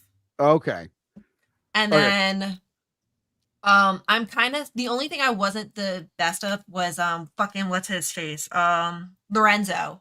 Oh yeah, everyone I've talked to has been mad that the groundskeeper wasn't a bigger part of the movie. Also, Adam, he was like, he was my favorite. I wanted to see more of that handsome Italian man. And I was like, Adam, why are you texting me this? I don't know why you're bothering me with this. They definitely that was private. Sorry. I don't mean to out you like that. Well, Lorenzo does try and help out with like the passports and everything like that. Like that's all true, but he has such a larger role in the book. And I think because they kind of play towards the women audience of like another love interest. And Lorenzo was Millie's love interest. Okay. And that was a whole thing where they ended up like going together, I think to like a hotel or what was it? They were trying to escape. They had much more of a romantic. He was just a much larger person. I feel like they could have just cut that character out, to be honest. In the movie, yes, but in the book, he is a big part. But overall, good adaptation. You liked it, right? It was really, really good. Yeah. I was gonna say one more thing. Oh, the ending you didn't like? Okay, yeah. I'll circle back to that. But Adam, what did you think of the movie? Okay. I enjoyed it a lot. Kevin Feige. No, Paul Feig. Kevin Feige is the guy who Kevin Marvel. Feige, Marvel guy. No, Paul. He did like, what was that, Potluck movie or Jackpot or whatever with Awkwafina, who's the worst. And he did those Simple Favor movies that sucked. So I was really a little worried when I went to this one, but the trailers were great. And so it was kind of a push-pull for me. But yeah, this was a fun-ass wild ride. You didn't know where it was going. Amanda was fantastic. My only negative, but it sounds like from Crystal, it's spot on from the book, was Sydney in this one, who I liked in everything else so far. She was so dull. And when I found out that she was, I don't want to ruin it actually, but when you see what this character is, who cares? it even made less sense when I found out her past. It's like, really? She's such a kind of like a stick in the mud character. I expected more, but maybe she's just playing it up for, because she's guarded or whatever. I don't know. I couldn't get in her character as much, unfortunately, but this movie was a blast. I could easily watch it again. Maybe it's because when you read the book, you know how she kind of narrates part of the movie? Yes. It's like that throughout the entire book. Sure. So you hear more of her personality and the way she speaks and everything like that. So maybe I'm used to that and already hearing that, and I put that into the character. So that's interesting. Yeah, Now, very fair. Now, Joey, did you see this? Did you like it? So like I mentioned before, I've only read once. So I didn't read the book, but you know what I will say, Tony, this is propaganda. Yeah. Joey, how is this movie different from the book The Long Walk? It's pretty different. I gotta make some notes. It's the biggest difference is this, like I said, it's propaganda. Okay. Why is the man the monster in this story? Joey, right? I'm glad you said that, because I was worried too. Because the twist is that the man is the bad guy, and I almost walked out of the theater. Dude, I was like, no. But then at the end, it revealed that he was only like that because of his terrible mom. And I'm like, okay, exactly. You saved it at the end. You saved it at the end, movie. I'm telling you, the women in the movie were the real monsters, right? and Andrew has such nice biceps. I mean, come on. Millie has a rap sheet. Where's the biceps? Show the biceps. Oh, it's in the other side. Hold on. There we go. Oh yeah, dude, look at those. Those are nice. Anyways, back to that's Batman. That is Batman. Millie has a rap sheet, so she was a good choice to deal with the problems in the home. So as you know, I'm confused. Did the wife lure Millie as the nanny so she could leave with the daughter? Yeah, I do like that the wife changes her mind and dives back into the wolf pit, if you will. I know the book was huge on TikTok, but it's not for me. I feel like this is a movie made for girls, and I'm too manly for it. Hashtag Andrew is a hero. Gil, I know you'll back me up. I didn't see this one. I knew Gil didn't see it. You told me it was bonus points if I watched this one, so I took that to mean it was optional. And you have a girlfriend. I thought you were going to get dragged to it like most people do. So I just assumed. My bad. All right. So my issue. The ending where they sequel bait that this is going to be a franchise. I didn't know it was multiple books.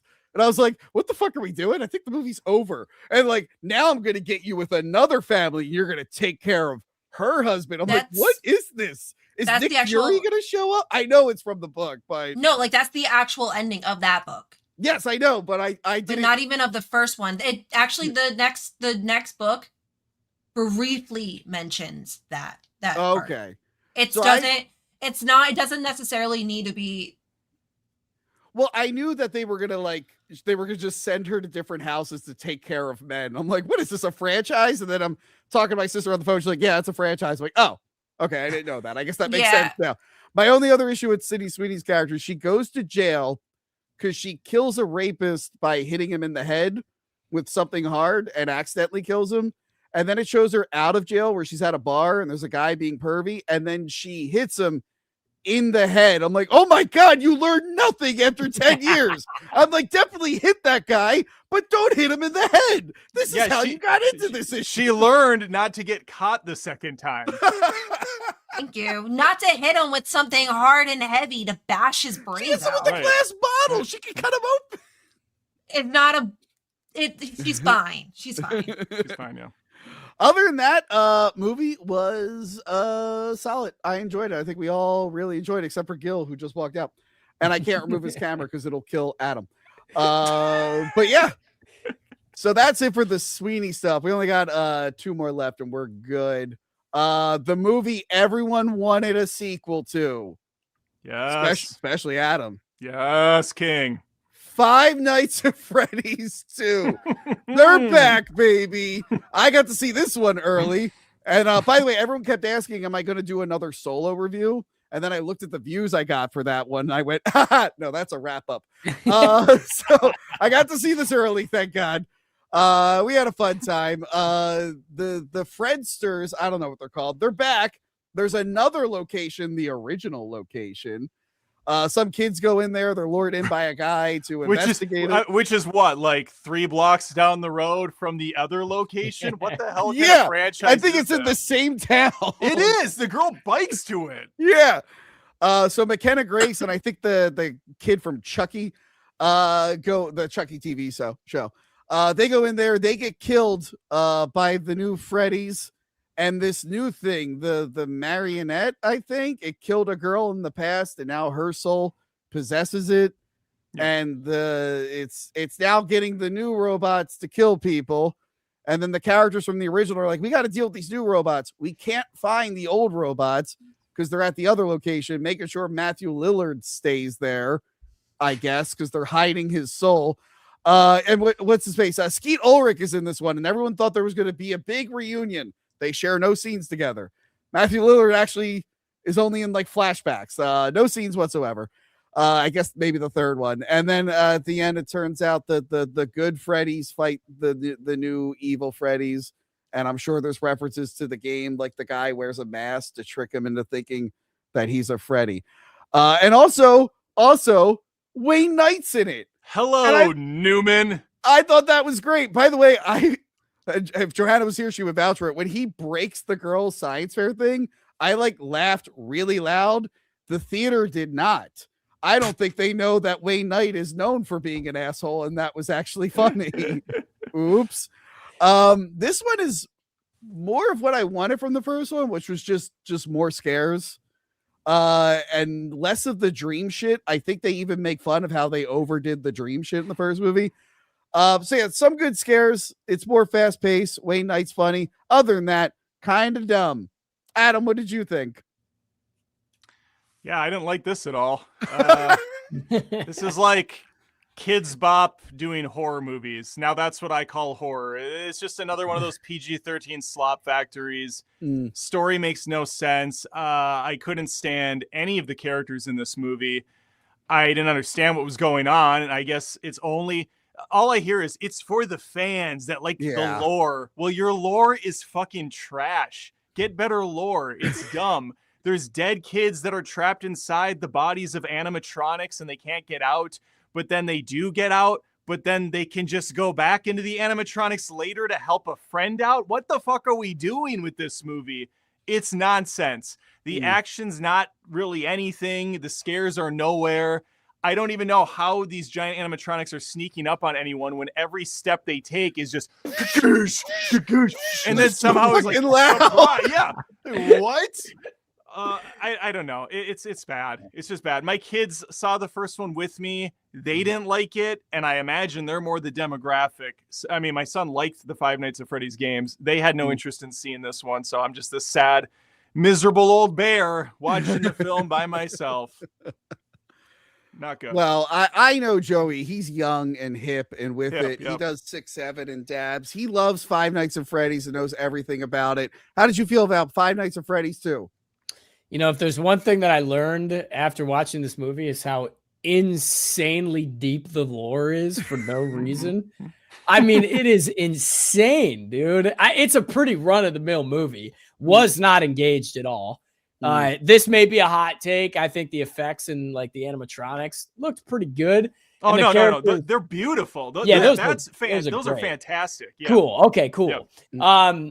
You know, the acting was, I guess, okay, but it just felt like the whole movie, and I might have said this about the first one too, because I don't know really a lot about Five Nights at Freddy's, but it feels like it's just all these Easter eggs strung together into a story.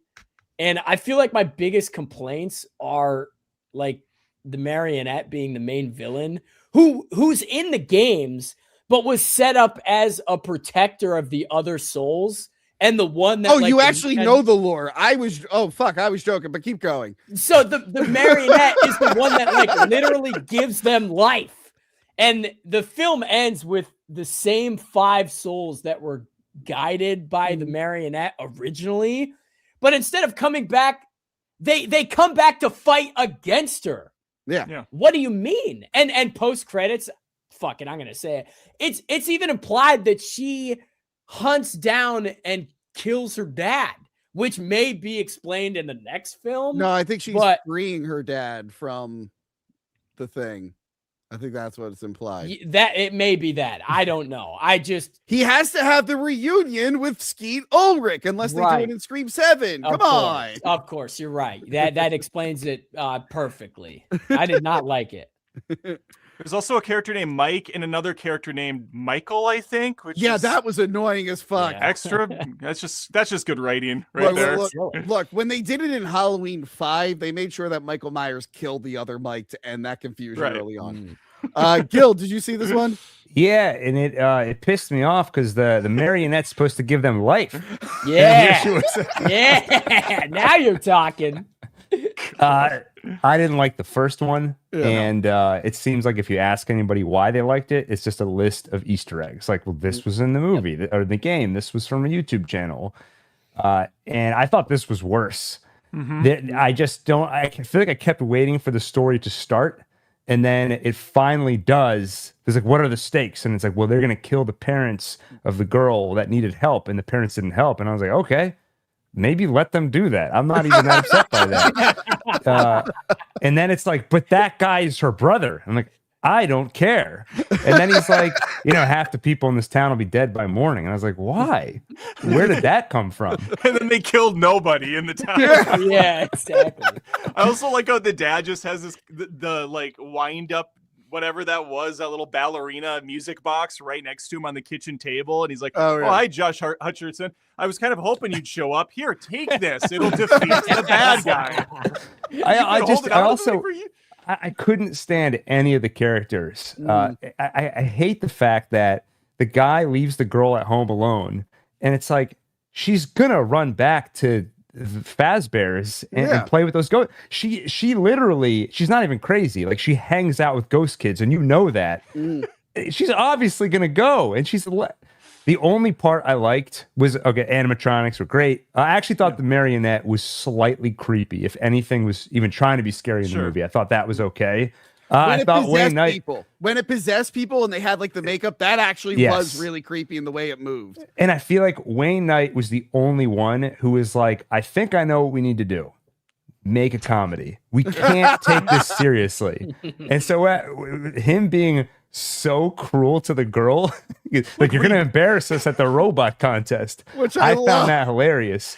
But what's crazy, hands in that robotic, like, the thing looked insanely good. It's like, fuck this trash. But the crazy thing is, it's a comedic scene and it's ridiculous, but it's an important plot point that progresses her character, where now she's so upset she's going to go ask for help from the evil robot. It's such a tonal whiplash from like Seinfeld ridiculous Wayne Knight to like, that was actually a serious turning point for this character. It was so bad. Now, you guys were criticizing the acting, but I think we got to give it up for Megan Fox as Toy Chica. I think she killed it. We love Chica. Love our Chica. Love our Toy Chica. She killed it. Much better than the Mortal Kombat 1 video game voiceover she did, because this time she's playing a robot. So it's okay for her to sound like a robot. Whereas in the video game, she's playing a vampire and she's like, I am not evil for drinking blood. It was so bad. Prepare to fight. Acting. Yeah, she's great. Crystal, you're very quiet. Are you looking up all the Easter eggs that were in Five Nights at Freddy's Part 2? No, my friend just asked me if I wanted to go to Rodeo Houston. Rodeo, huge concert thing from like March 2nd to the 22nd, like shows nonstop. Let me do a YouTube poll. Will Crystal go to whatever Houston? I'm assuming you didn't see the movie. I didn't. I didn't even see the first one. I played some of the games, but I haven't seen either one. This one, the only credit I'll give this one is that there were more scares and it got faster to the scares. Whereas the first one just was real overly dramatic with all the dream flashback shit. I'm like, this is what kids want to see. They want to see the robots running around, not see them sometimes and then deal with this guy's emotional baggage. I'd This rather movie, see the Nicholas. this movie took an hour and a half to get to any scares or robots. I don't know Well, what there you're was talking stuff about. early on. There was nothing. They were It's hanging trash. around. No. They're hanging around. But yeah, He's like, so- oh, it's so scary this time. no, I was again. Johanna's not here, but if she was here, she would be like, Tony was so manly. He wasn't scared of anything. He was lifting weights in Yeah. the theater. Yeah. But last movie on our list, Wake Up, Dead Man. Yeah. A Wait, Knives that was on the Out- list? Yeah. Of course it was. I missed that. Oh. Well, Wake Up, Dead out. Man. A Knives. I guess we won't spoil what the twist is. Wake Up, Dead Man. A Knives Out mystery. Actually, me and Adam talked about Glass Onion a few years ago when that came out on Netflix. It's crazy. The first Knives Out was like really popular, got nominated for an award, and then they're like, "You're on Netflix now, and you're just gonna stay there." I thought Glass Onion was like a COVID reason why it was on Netflix, but no, I guess they're all gonna be on there. But yeah, once again, a character played by a very popular actor gets murdered. A character played by an up-and-coming star gets pinned for it. A bunch of celebrities from different time periods are all suspects. And then Benoit Blanc, played by Daniel Craig, has to solve the crime by being sassy and gay. I actually I like these movies. I think Glass Onion was I have to watch our review, Adam, but I think maybe we thought it was like a little too ridiculous, but I think still so. enjoyable. This Yeah. is more in tune with the first one. It felt more like the first one, a little bit more grounded. I actually enjoyed this one a lot. I had a lot of fun with it. I think I might like it more than all of them. I was more invested in these characters. Yeah, I had a really, really good time with it. The mystery was engaging. I couldn't tell what was going to happen. Lots of twists and turns. Adam, how did you feel about this one? This was a scarlet letter for me, Tony. I did not see it. I watched a shit ton of movies this year, but I saw the 2.5-hour runtime for this film, and every time I sat down to try to watch, it was like 10:30, 11. And if I don't have a warm glass of milk and a tummy rub before bed, I'm ornery in the next day, so I had to skip it. I haven't watched it yet. I think you might. It doesn't feel its length. I'll give it that. It doesn't feel its length for me. Yeah, no, I like the first two movies. I assume I'll really enjoy this one. I just haven't carved out the time. You know, with the Stranger Things finale popping Obviously. off, I had to cover Stranger Things. You've covered it multiple times now on your channel, my channel. I still have 5 more recaps to do of the rest of the episodes. Plus that secret 9th episode. Oh my god. Oh yes. Okay, yes. she hasn't been on the channel in forever, but Trisha hit me up, totally believing in the 9th episode conspiracy. Like, Trisha, what are you doing? That's should just send her my somebody who's video. never gone through that before, because we've Yep, all in and our we talked lives about bought that in into our something. stream. Yeah. I'm like, we're X-Files fans. You don't know what it's like. Shut up. But Joey, what did you think of it? This is the standout movie for me. Wow. And this is not even a bit. I watched it 3 times between now and Monday.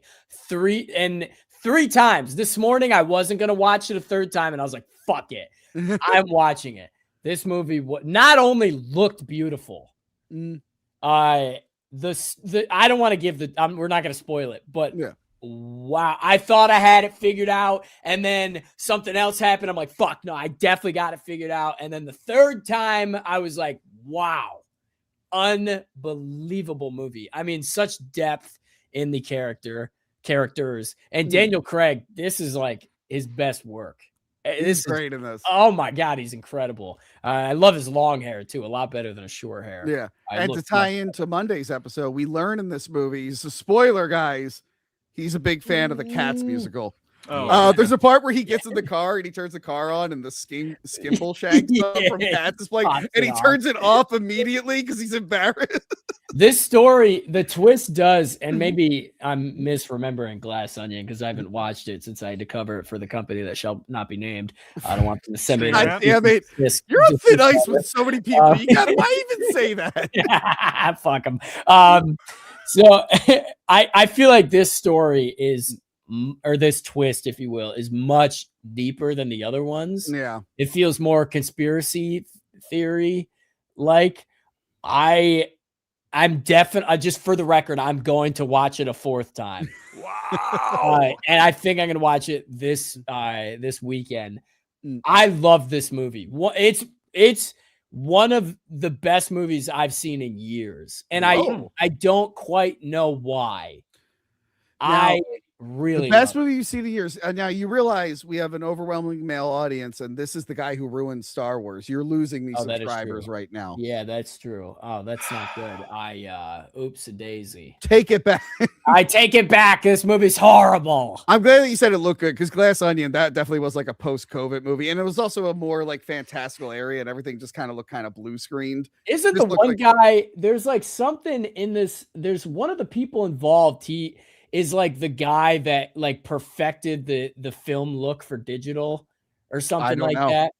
I read something about that, and I was like, oh yeah, this was filmed in digital, and it looks fucking beautiful. And great. There's so many shots that are like the one in particular I could think of is like when the cross is on the wall and the doors open it up and it's shield on the wall.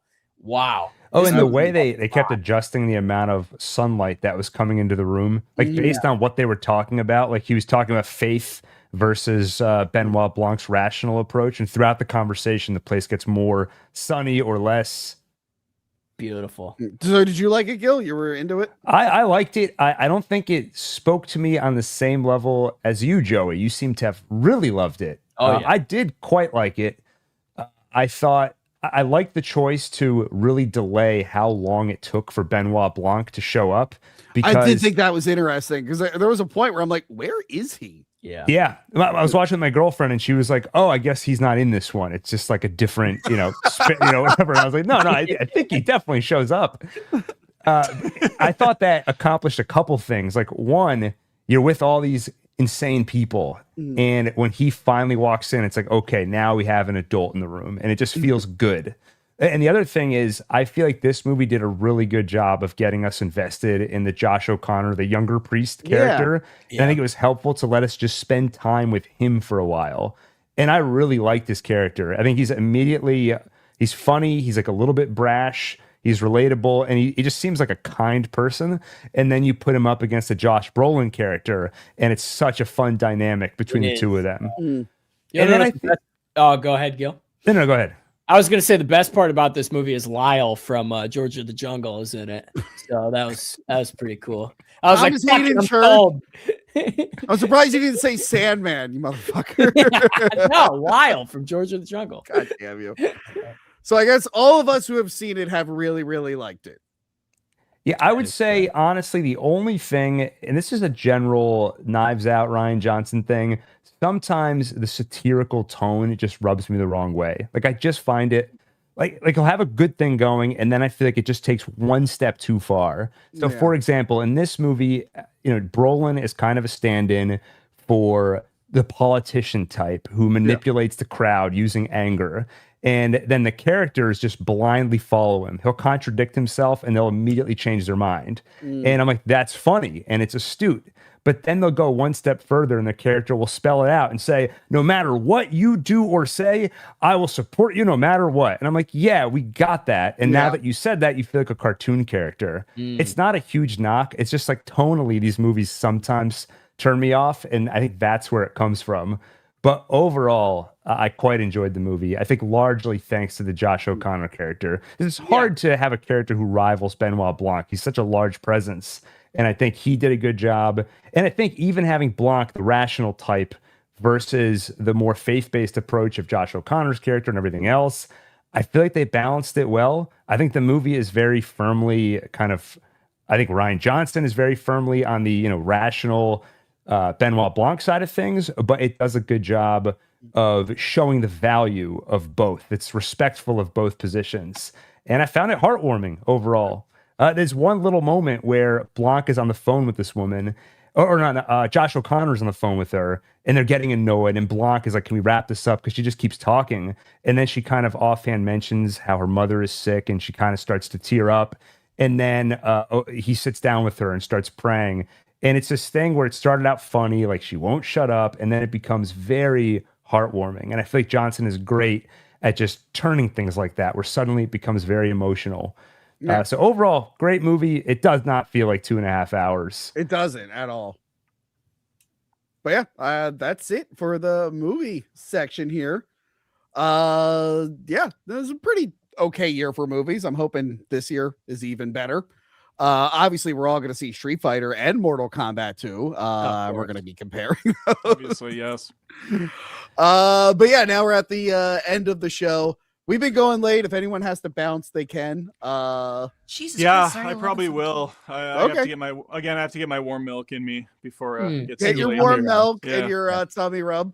Sure. Across the board, could we say what our favorite movie of the 2025 was? Does anybody have that queued up? Favorite film?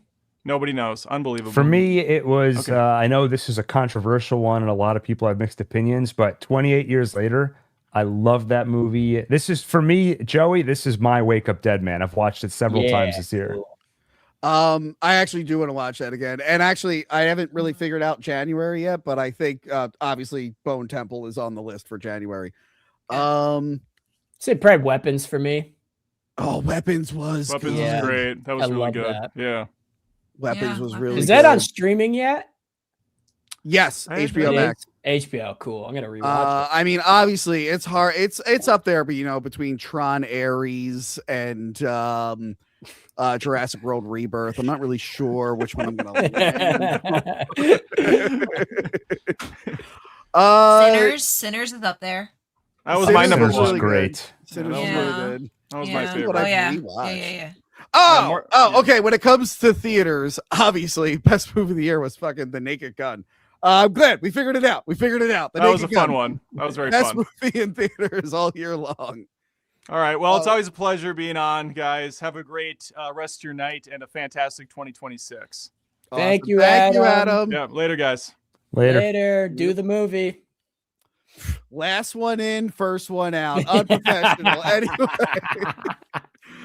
let's bring in a couple of our patrons here. As always, we have Lucha Steve, who's in a luchador mask, of course. Hello, everybody. Hey. Lucha, what is your favorite movie of the year That's and terrible. least favorite movie of the year? Normal lighting, I couldn't figure out how to do it. Favorite movie of the year is Sinners, Okay. and which is not a hot take at all. Least favorite movie of the year, it probably should be War of the Worlds. Oh, God. Oh, What? yeah. I'd watched a movie on Tubi called Smash Squatch, and Why? that came out in 2025. So Wow. I hate to say- I'm gonna watch it. so that was even worse than War of the Worlds. So I'm gonna go with Smash Squatch. That sounds great.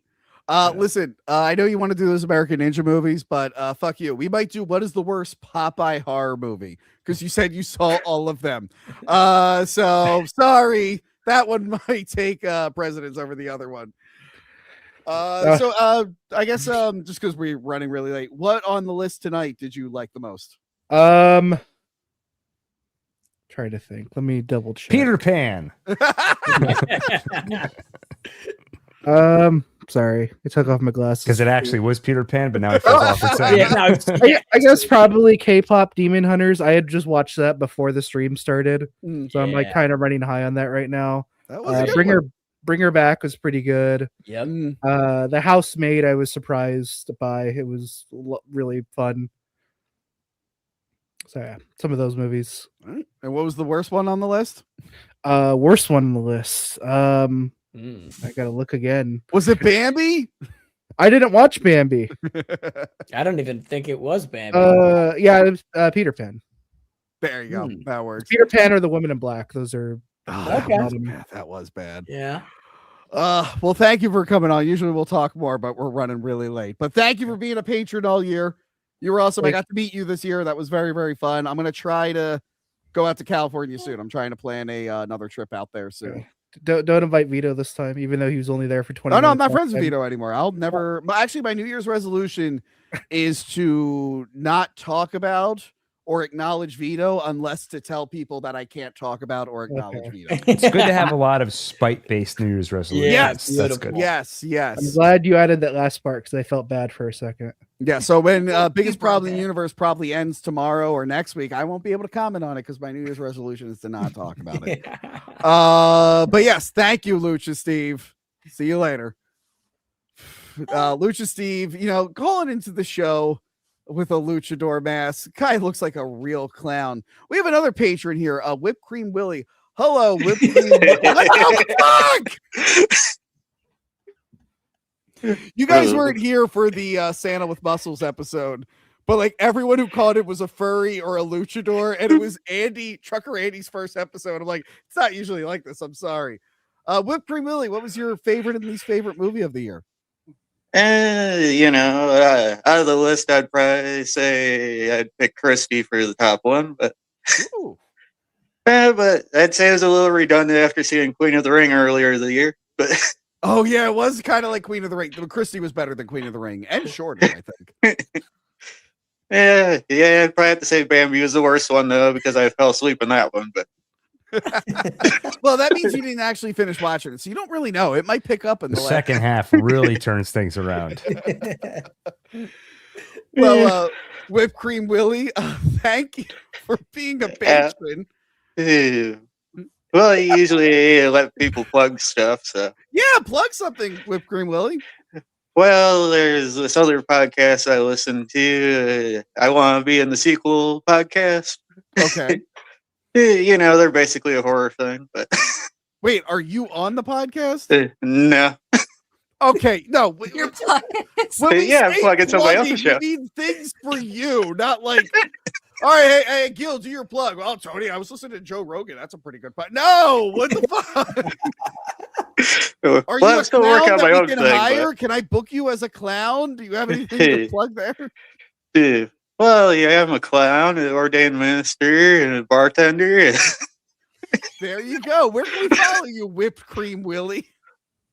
Well, it'd basically just be Instagram for now. Okay, everyone follow Whipped Cream Willie right now. Follow him right now.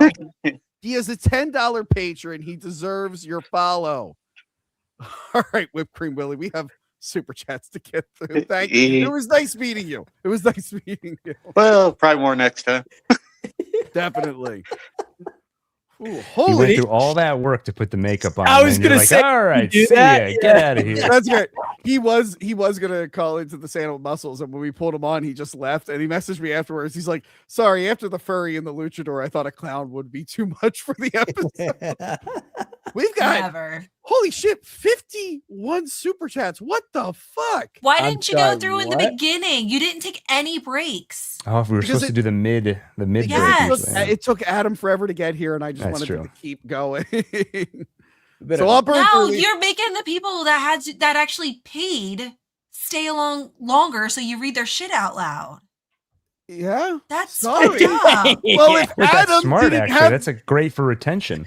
If Adam didn't have the worst microphone issue we've ever experienced, it wouldn't have happened. Can I get through these now, Crystal? Look, most of them are Pico Jeff Black probably calling you fat. Yeah, a lot of these we can knock out, Lucha Steve, who was just here for $2. Is Tony late again? Come on. Yes. Hey, yes, but it wasn't his fault. Gifted 10. Hack the Movies. Whoa. Memberships. Whoa. We got another Blade Boys coming out soon. I shot that, and a mailbag episode I shot yesterday featuring the most disturbing fan art I've ever gotten. I don't think I've sent it to you, Gil, but I sent it to Crystal and Joey C. Oh yeah, that was great. That's all right. Now I'm just gonna send it to you once a day, fucker. Why would you do that? Aussie Dragoon, it was disturbing. Aussie Dragoon for $5. Tony, will you rent out a theater opening night to watch Twisted Childhood Pooh's Day? That's not the name of the thing. I refuse to think that was the name of the thing. That's definitely not going to be the name of the movie, right? Surely not. I'm looking at the Twisted Child. This is misinformation. Oh. It is misinformation? Yeah. Thank as far you. as I can tell. Sorry, I have to look up something. I'm definitely not sending up. They might steal it now, though, because that's pretty good. No, I will probably not. I will probably not watch it in a theater. I'll probably wait for it to. Do they go to? They don't go to theaters, do they? They do. Adam's seen them. How in many? It can't be many. They're limited theaters. run. The Peter Pan one. It said like on this day and this day. Cody Bishop for $4.99. I totally agree with Tony about the Silver Surfer. Those abs, those glutes, those biceps, manly men only, right, Yeah, Tone? fuck I agree. it. I think, as we all know, we finally got Galactus in a movie this year, and he looked perfect, and he was paired with tiny woman Silver Surfer and ruined it. Dildar. I'm sure that's how you pronounce that. $4.99. Why'd you censor so many words? I wanted to insult you while complimenting you, and now I can only compliment you. Make insults great again. That's probably automated, to be honest. Just get creative with your insults and whatnot. Spell them differently. That's always fun. Lucha Steve for $5. Frank should play the Pooniverse's version of the chef from Lady and the Tramp. So the guy who does this and just what the fuck? Razor of the Blade 1 for $1.99. We all told you the monkey was good, Tony. Well, actually, That's a fact. A lot of people. Andrew Stein, who loves me, complained about the monkey all year long. I hope he doesn't disavow me now. Dildar again for $4.99. Congrats, Tony. You went from word that rhymes with cat Jon Snow to slightly less word that rhymes with cat Jon Snow. Good job. See the Oh, it won't let you say fat? Okay, I gotta fix that. What the fuck? Why is it why would it ban fat? That is dumb. Wow, that's fucked up. You really banned the word fat, Tony? Were you tired of like I didn't. In the Silent Hill Revelations thing, the guy who plays Jon Snow is in it, and I told my cousin that at the time Game of Thrones was getting popular, people made an effort to tell me that I looked like Jon Snow, but they had to make sure they clarified it as a fat or ugly version of Jon Snow. And I would always say, I don't watch that show. Why are you telling me this? And then I banned certain words from my that YouTube ugly channel. Jon Snow. Where did ugly come Adam's in? gone now. I can do the tunnel bit. I can do the tunnel bit now that Adam's gone. Pico Jet Black for $5. Panel. Has my bullying of Tony wide mouth and his lumpy potato body made him more sympathetic to women? Or was it justified? Hashtag Tony needs real friends. I think it makes you more sympathetic for women. Okay. You know, they feel bad. You get bullied. You know, Pico Jet Black for $2. Ill Joey C and Crystal. I hope you're all doing well. So mean. Dude, we're doing pretty good. I want the big twist at the end of the Hack the Movies podcast, like 50 years from now. Tony's like, I'm Pico Jet Black. That would be very impressive. Pico Jet Black for $2 again. Please review The Big Lebowski and Dogma one day. See, he keeps you on your toes. It's like a legit one, and then just a bunch of nonsense.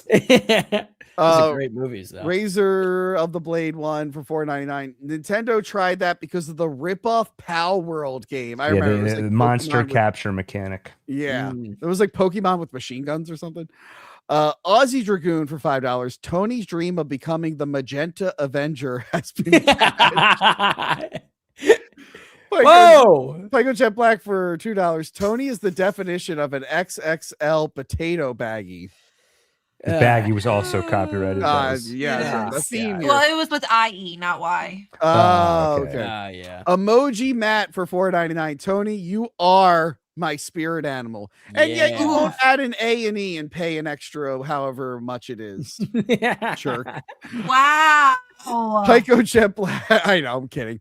Pico Jet Black for $2. I found an emoji of Tony's love life. Fair.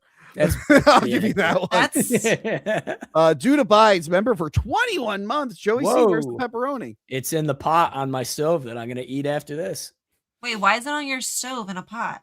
Because the oven's off and I'm not gonna put it in the refrigerator yet because I haven't eaten my third dinner yet.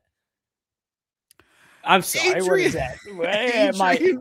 I'm so confused. For $2 Australian, thank you, Adam, for angering Stranger Things fans. I'll relay that to him. Pico Jet Black for $2. The monkey is more lovable than Tony Tiny Eyes. Okay. Yeah. Pico Jet Black for $2. Tony, please don't call your little T pepperoni. I won't. Come on. Watso MD for $2. Adam, your Stranger Things videos are gold. Woo! Pipe Go Jet Black for $2. Please review the animated Titanic movies. We did one of them on Patreon. There's animated ones? Oh, yeah, they're interesting. really Know bad. that. Pipe Go Jet Black for $2. Grimace attracts more women than Tony Tugboat. He does keep the bed loaded up in these there. These are facts. Just one day, I want him to be sick during a live episode. Pipe Go Jet Black for $2. You get no I money. think This is so much money to you. What I the think if he was fuck? sick, you would just get more. He's just on in bed. There's nothing else to do. It's true. Pipe Go Jet Black for $2. Just realized Tony is chubbier Italian JD Vance. Thank you. Oh. Send me the Yeah. nudes for $5. Tony, you mentioned a few days ago you have an It video coming up. Any idea when it will be ready to go? I need to film it this week. However, go back to good reboots, because I remember me, Crystal, and Johanna briefly talked about the new It movies when we were talking about like reboots that were actually You good. did? I think you brought in the new It movies. I think you said you liked them. Oh. I've now rewatched them and read the book, and I will give you my new opinions when that episode comes. I told you not to send this to me. Why am I? Oh, I'm sending it. You finally got the picture. Ah, Pipe Go it's a Jet great Black for photo. $2. Panel, will you massage Tony's bloated ego? No. Okay. Yep. Emoji Matt. I would until I just got that text. Damn it. Emoji Matt, $4.99. What did the clock say to the Twinkie? Ding dong. Oh, I get That's it. a good one. That's a good one. super That's a chat. good one. That's cute. Send me the nudes for $5. Wait, if K-pop Demon Hunters is on the list, why not Demon Slayer Infinity Castle? It almost broke $8 million. I wanted to see Whoa. that. Because I'm not gonna watch Demon Slayer to catch Demon up. Slayer's so good. Okay, well, I don't want to watch a bunch of things to get to this. I don't Suck it wanna- up. No. Tuck 9000 for $10. Ghidorah mentioned, does this mean Cassilla is coming back? If Stranger Things fans can think that more was coming based off something from a video, then so can I. Just this show is better. We are planning it. Johanna has been through the ringer last year. But now that she's closer and everything, we're trying to bring it back. It'll be on Twitch and Rumble, but we're trying to bring it back. Pico Jet Black for $2. Tony, please don't yourself Italian Twinkie boy. It says don't call. Oh, Fiore's back. Tony, Yay. Fiore for $9.99. Tony, if I have to become the Joker Pico Jet Black of voicemail, so be it. I'll endure it all just to make fun of you. Anything I do for the ladies of the show. That Yeah, was our a New wild Year night. stream, he left like 15 voicemails. That's This is the most amazing. unhinged stream ever. Fiore I'm for so 10. sad I missed it.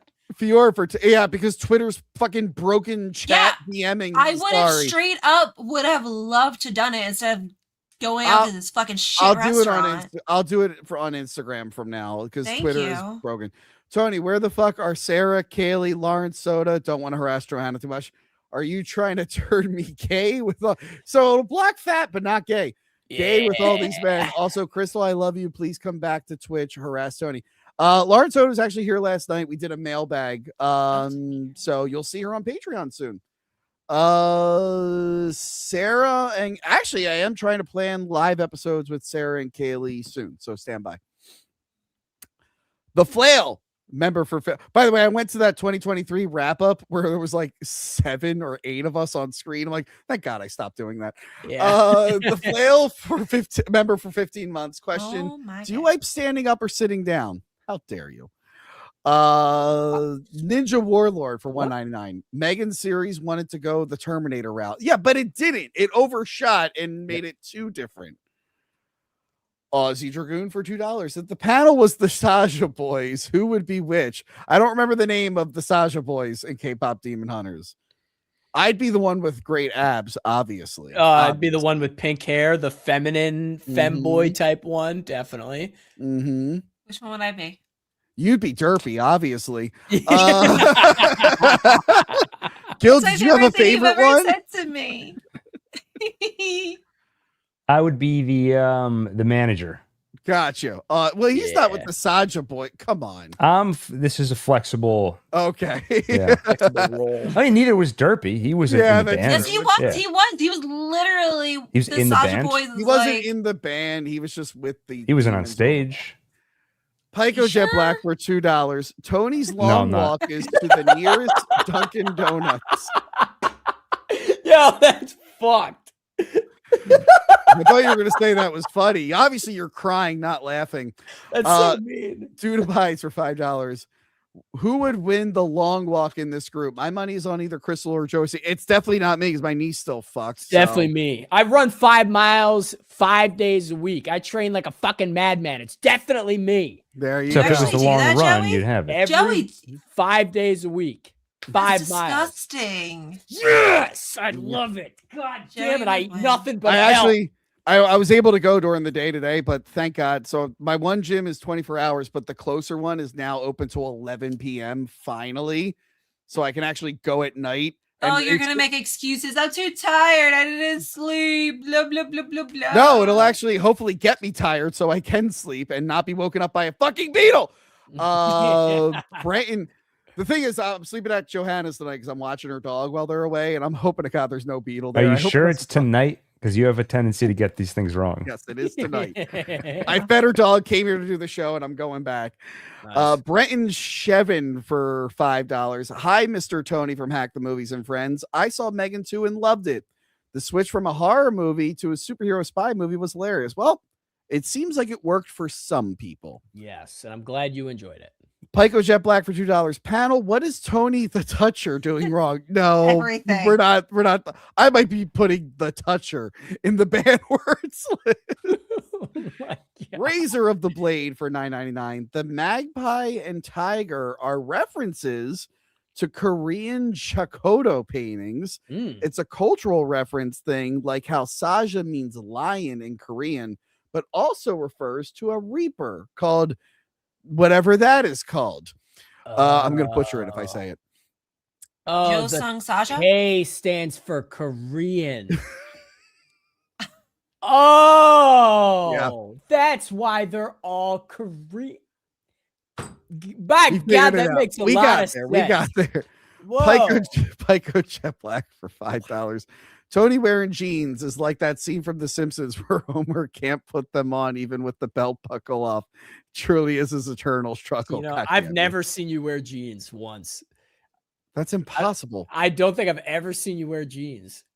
I've worn jeans with if I search hard enough, I can probably find a picture of me with jeans and you.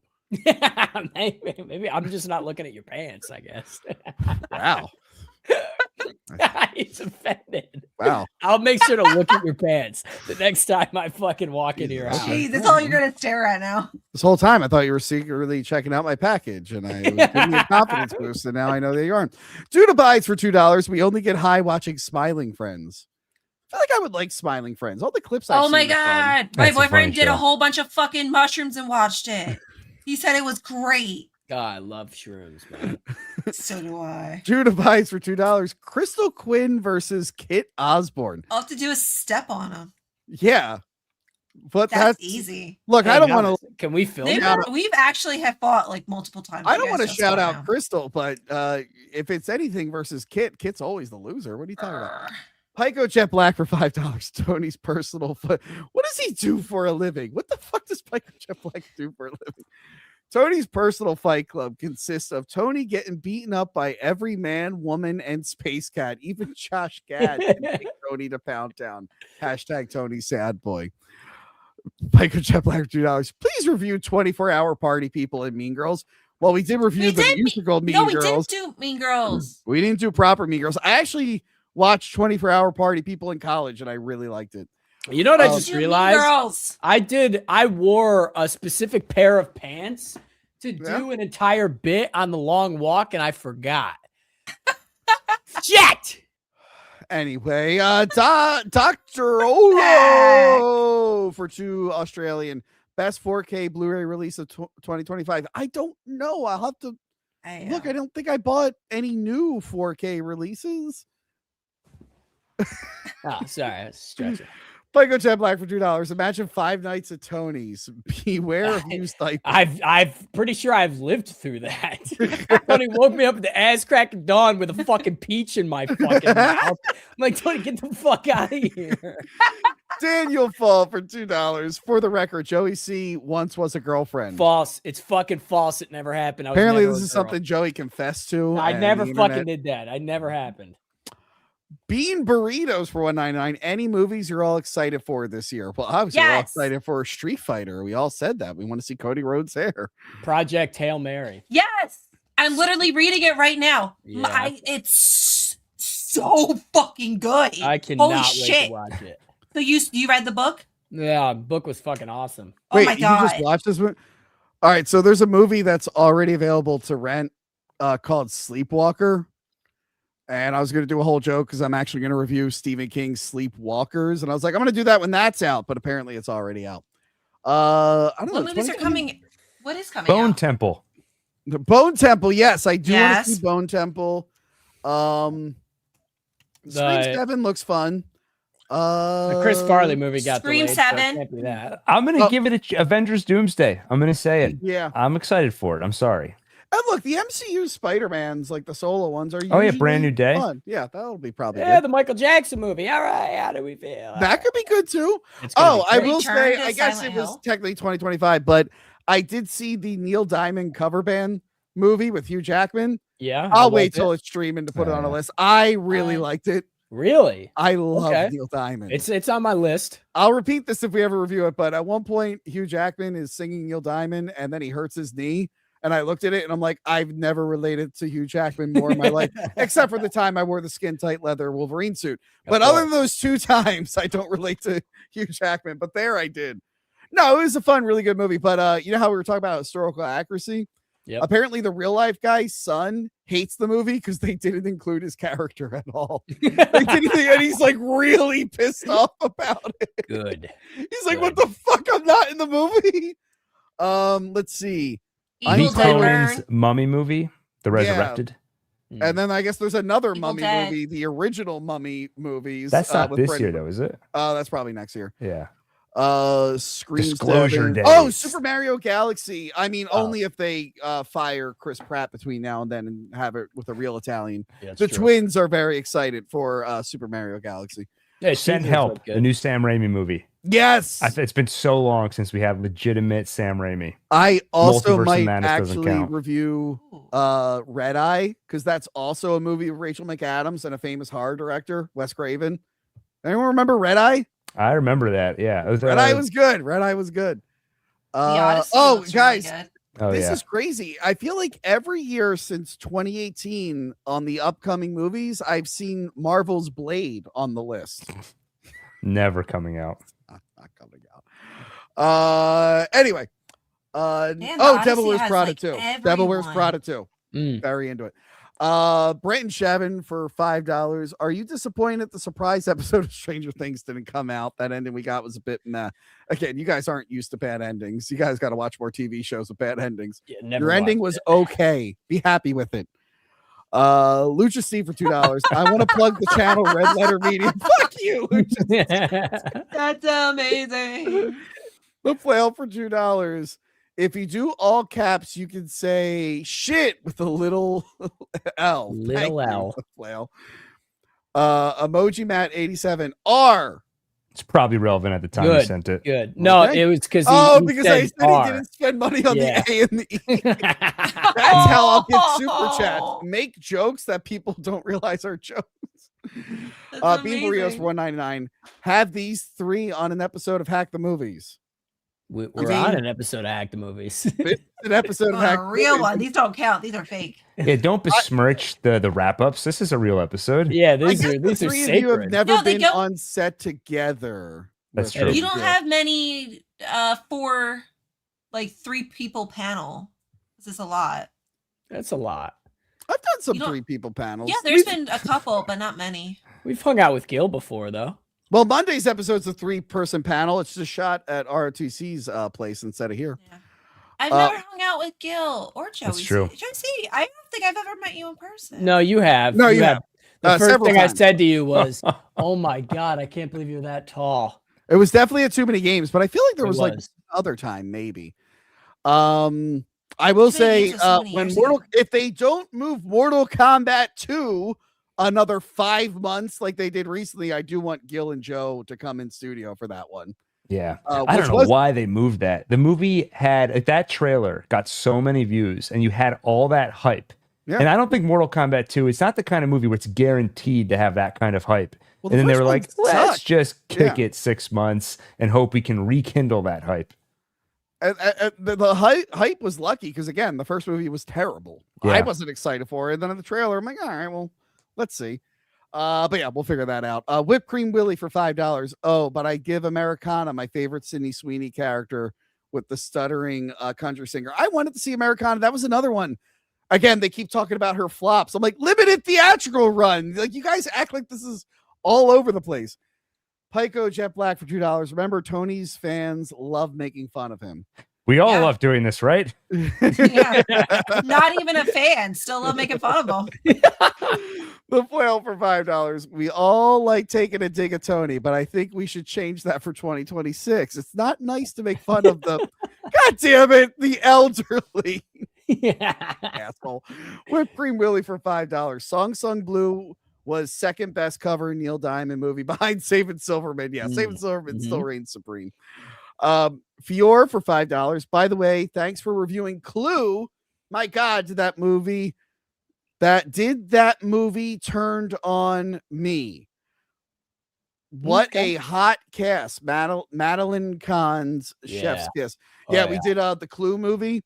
And actually in that episode, we talked about how like we don't really need a Clue reboot because we have Knives Out and what's the one Kenneth Branagh does, like the Death on the Nile movies. I'm like, I feel like we're already getting murder mysteries. We don't really need Clue. I think we can go without Clue. And last one, I guess, for $2, Pico Jet Black. Tony knows his way around a threesome with Grimace. And of course, that wasn't the last one. That's where he ran out of ideas. He's just like looking on screen. He's like, I don't know, Grimace, whatever. I don't think Tony knows his way around a threesome. All right. Jet Black for Pico Jet Black for $2. Tony's flops happen in a pool near frightened women. Guys, what a great start to the new year. What do you got coming out, Gil? I have tomorrow, actually, Running Man breakdown. Ooh. Go deep dive into that movie. Next week, Scream timeline. Ooh. And I've done What Blank is Really About videos for 28 days later, weeks later, and years later. I'm going to release them as a compilation sometime over the weekend. Nice. And go back and watch our What is the Best 28 Days Later movie episode before you see the new one. I'll link to it on my compilation. Good. Crystal, Hi. what do you got going on? Nothing. Great job. Joey Literally C. nothing but work. Joey C, what do you got? On Sunday, if you've ever wondered the quality of the gyms in Grand Theft Auto San Andreas, tune in to youtube.com/official Joey C.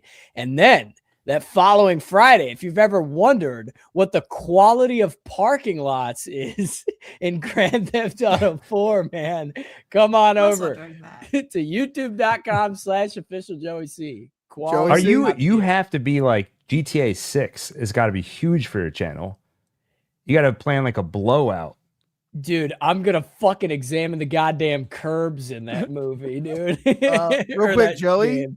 just a reminder, you have a month to do the bathrooms in Friday the 13th. Oh, game. that reminds me. I gotta talk to you about that. I have it in my schedule. Okay. Yeah, I I do was have it afraid in my you would schedule. forget. No. I got it written down. We got to talk about it. Okay. Last one. Gil, what is Tony the Thumbhead really about? What it's really about, I don't give that away for free.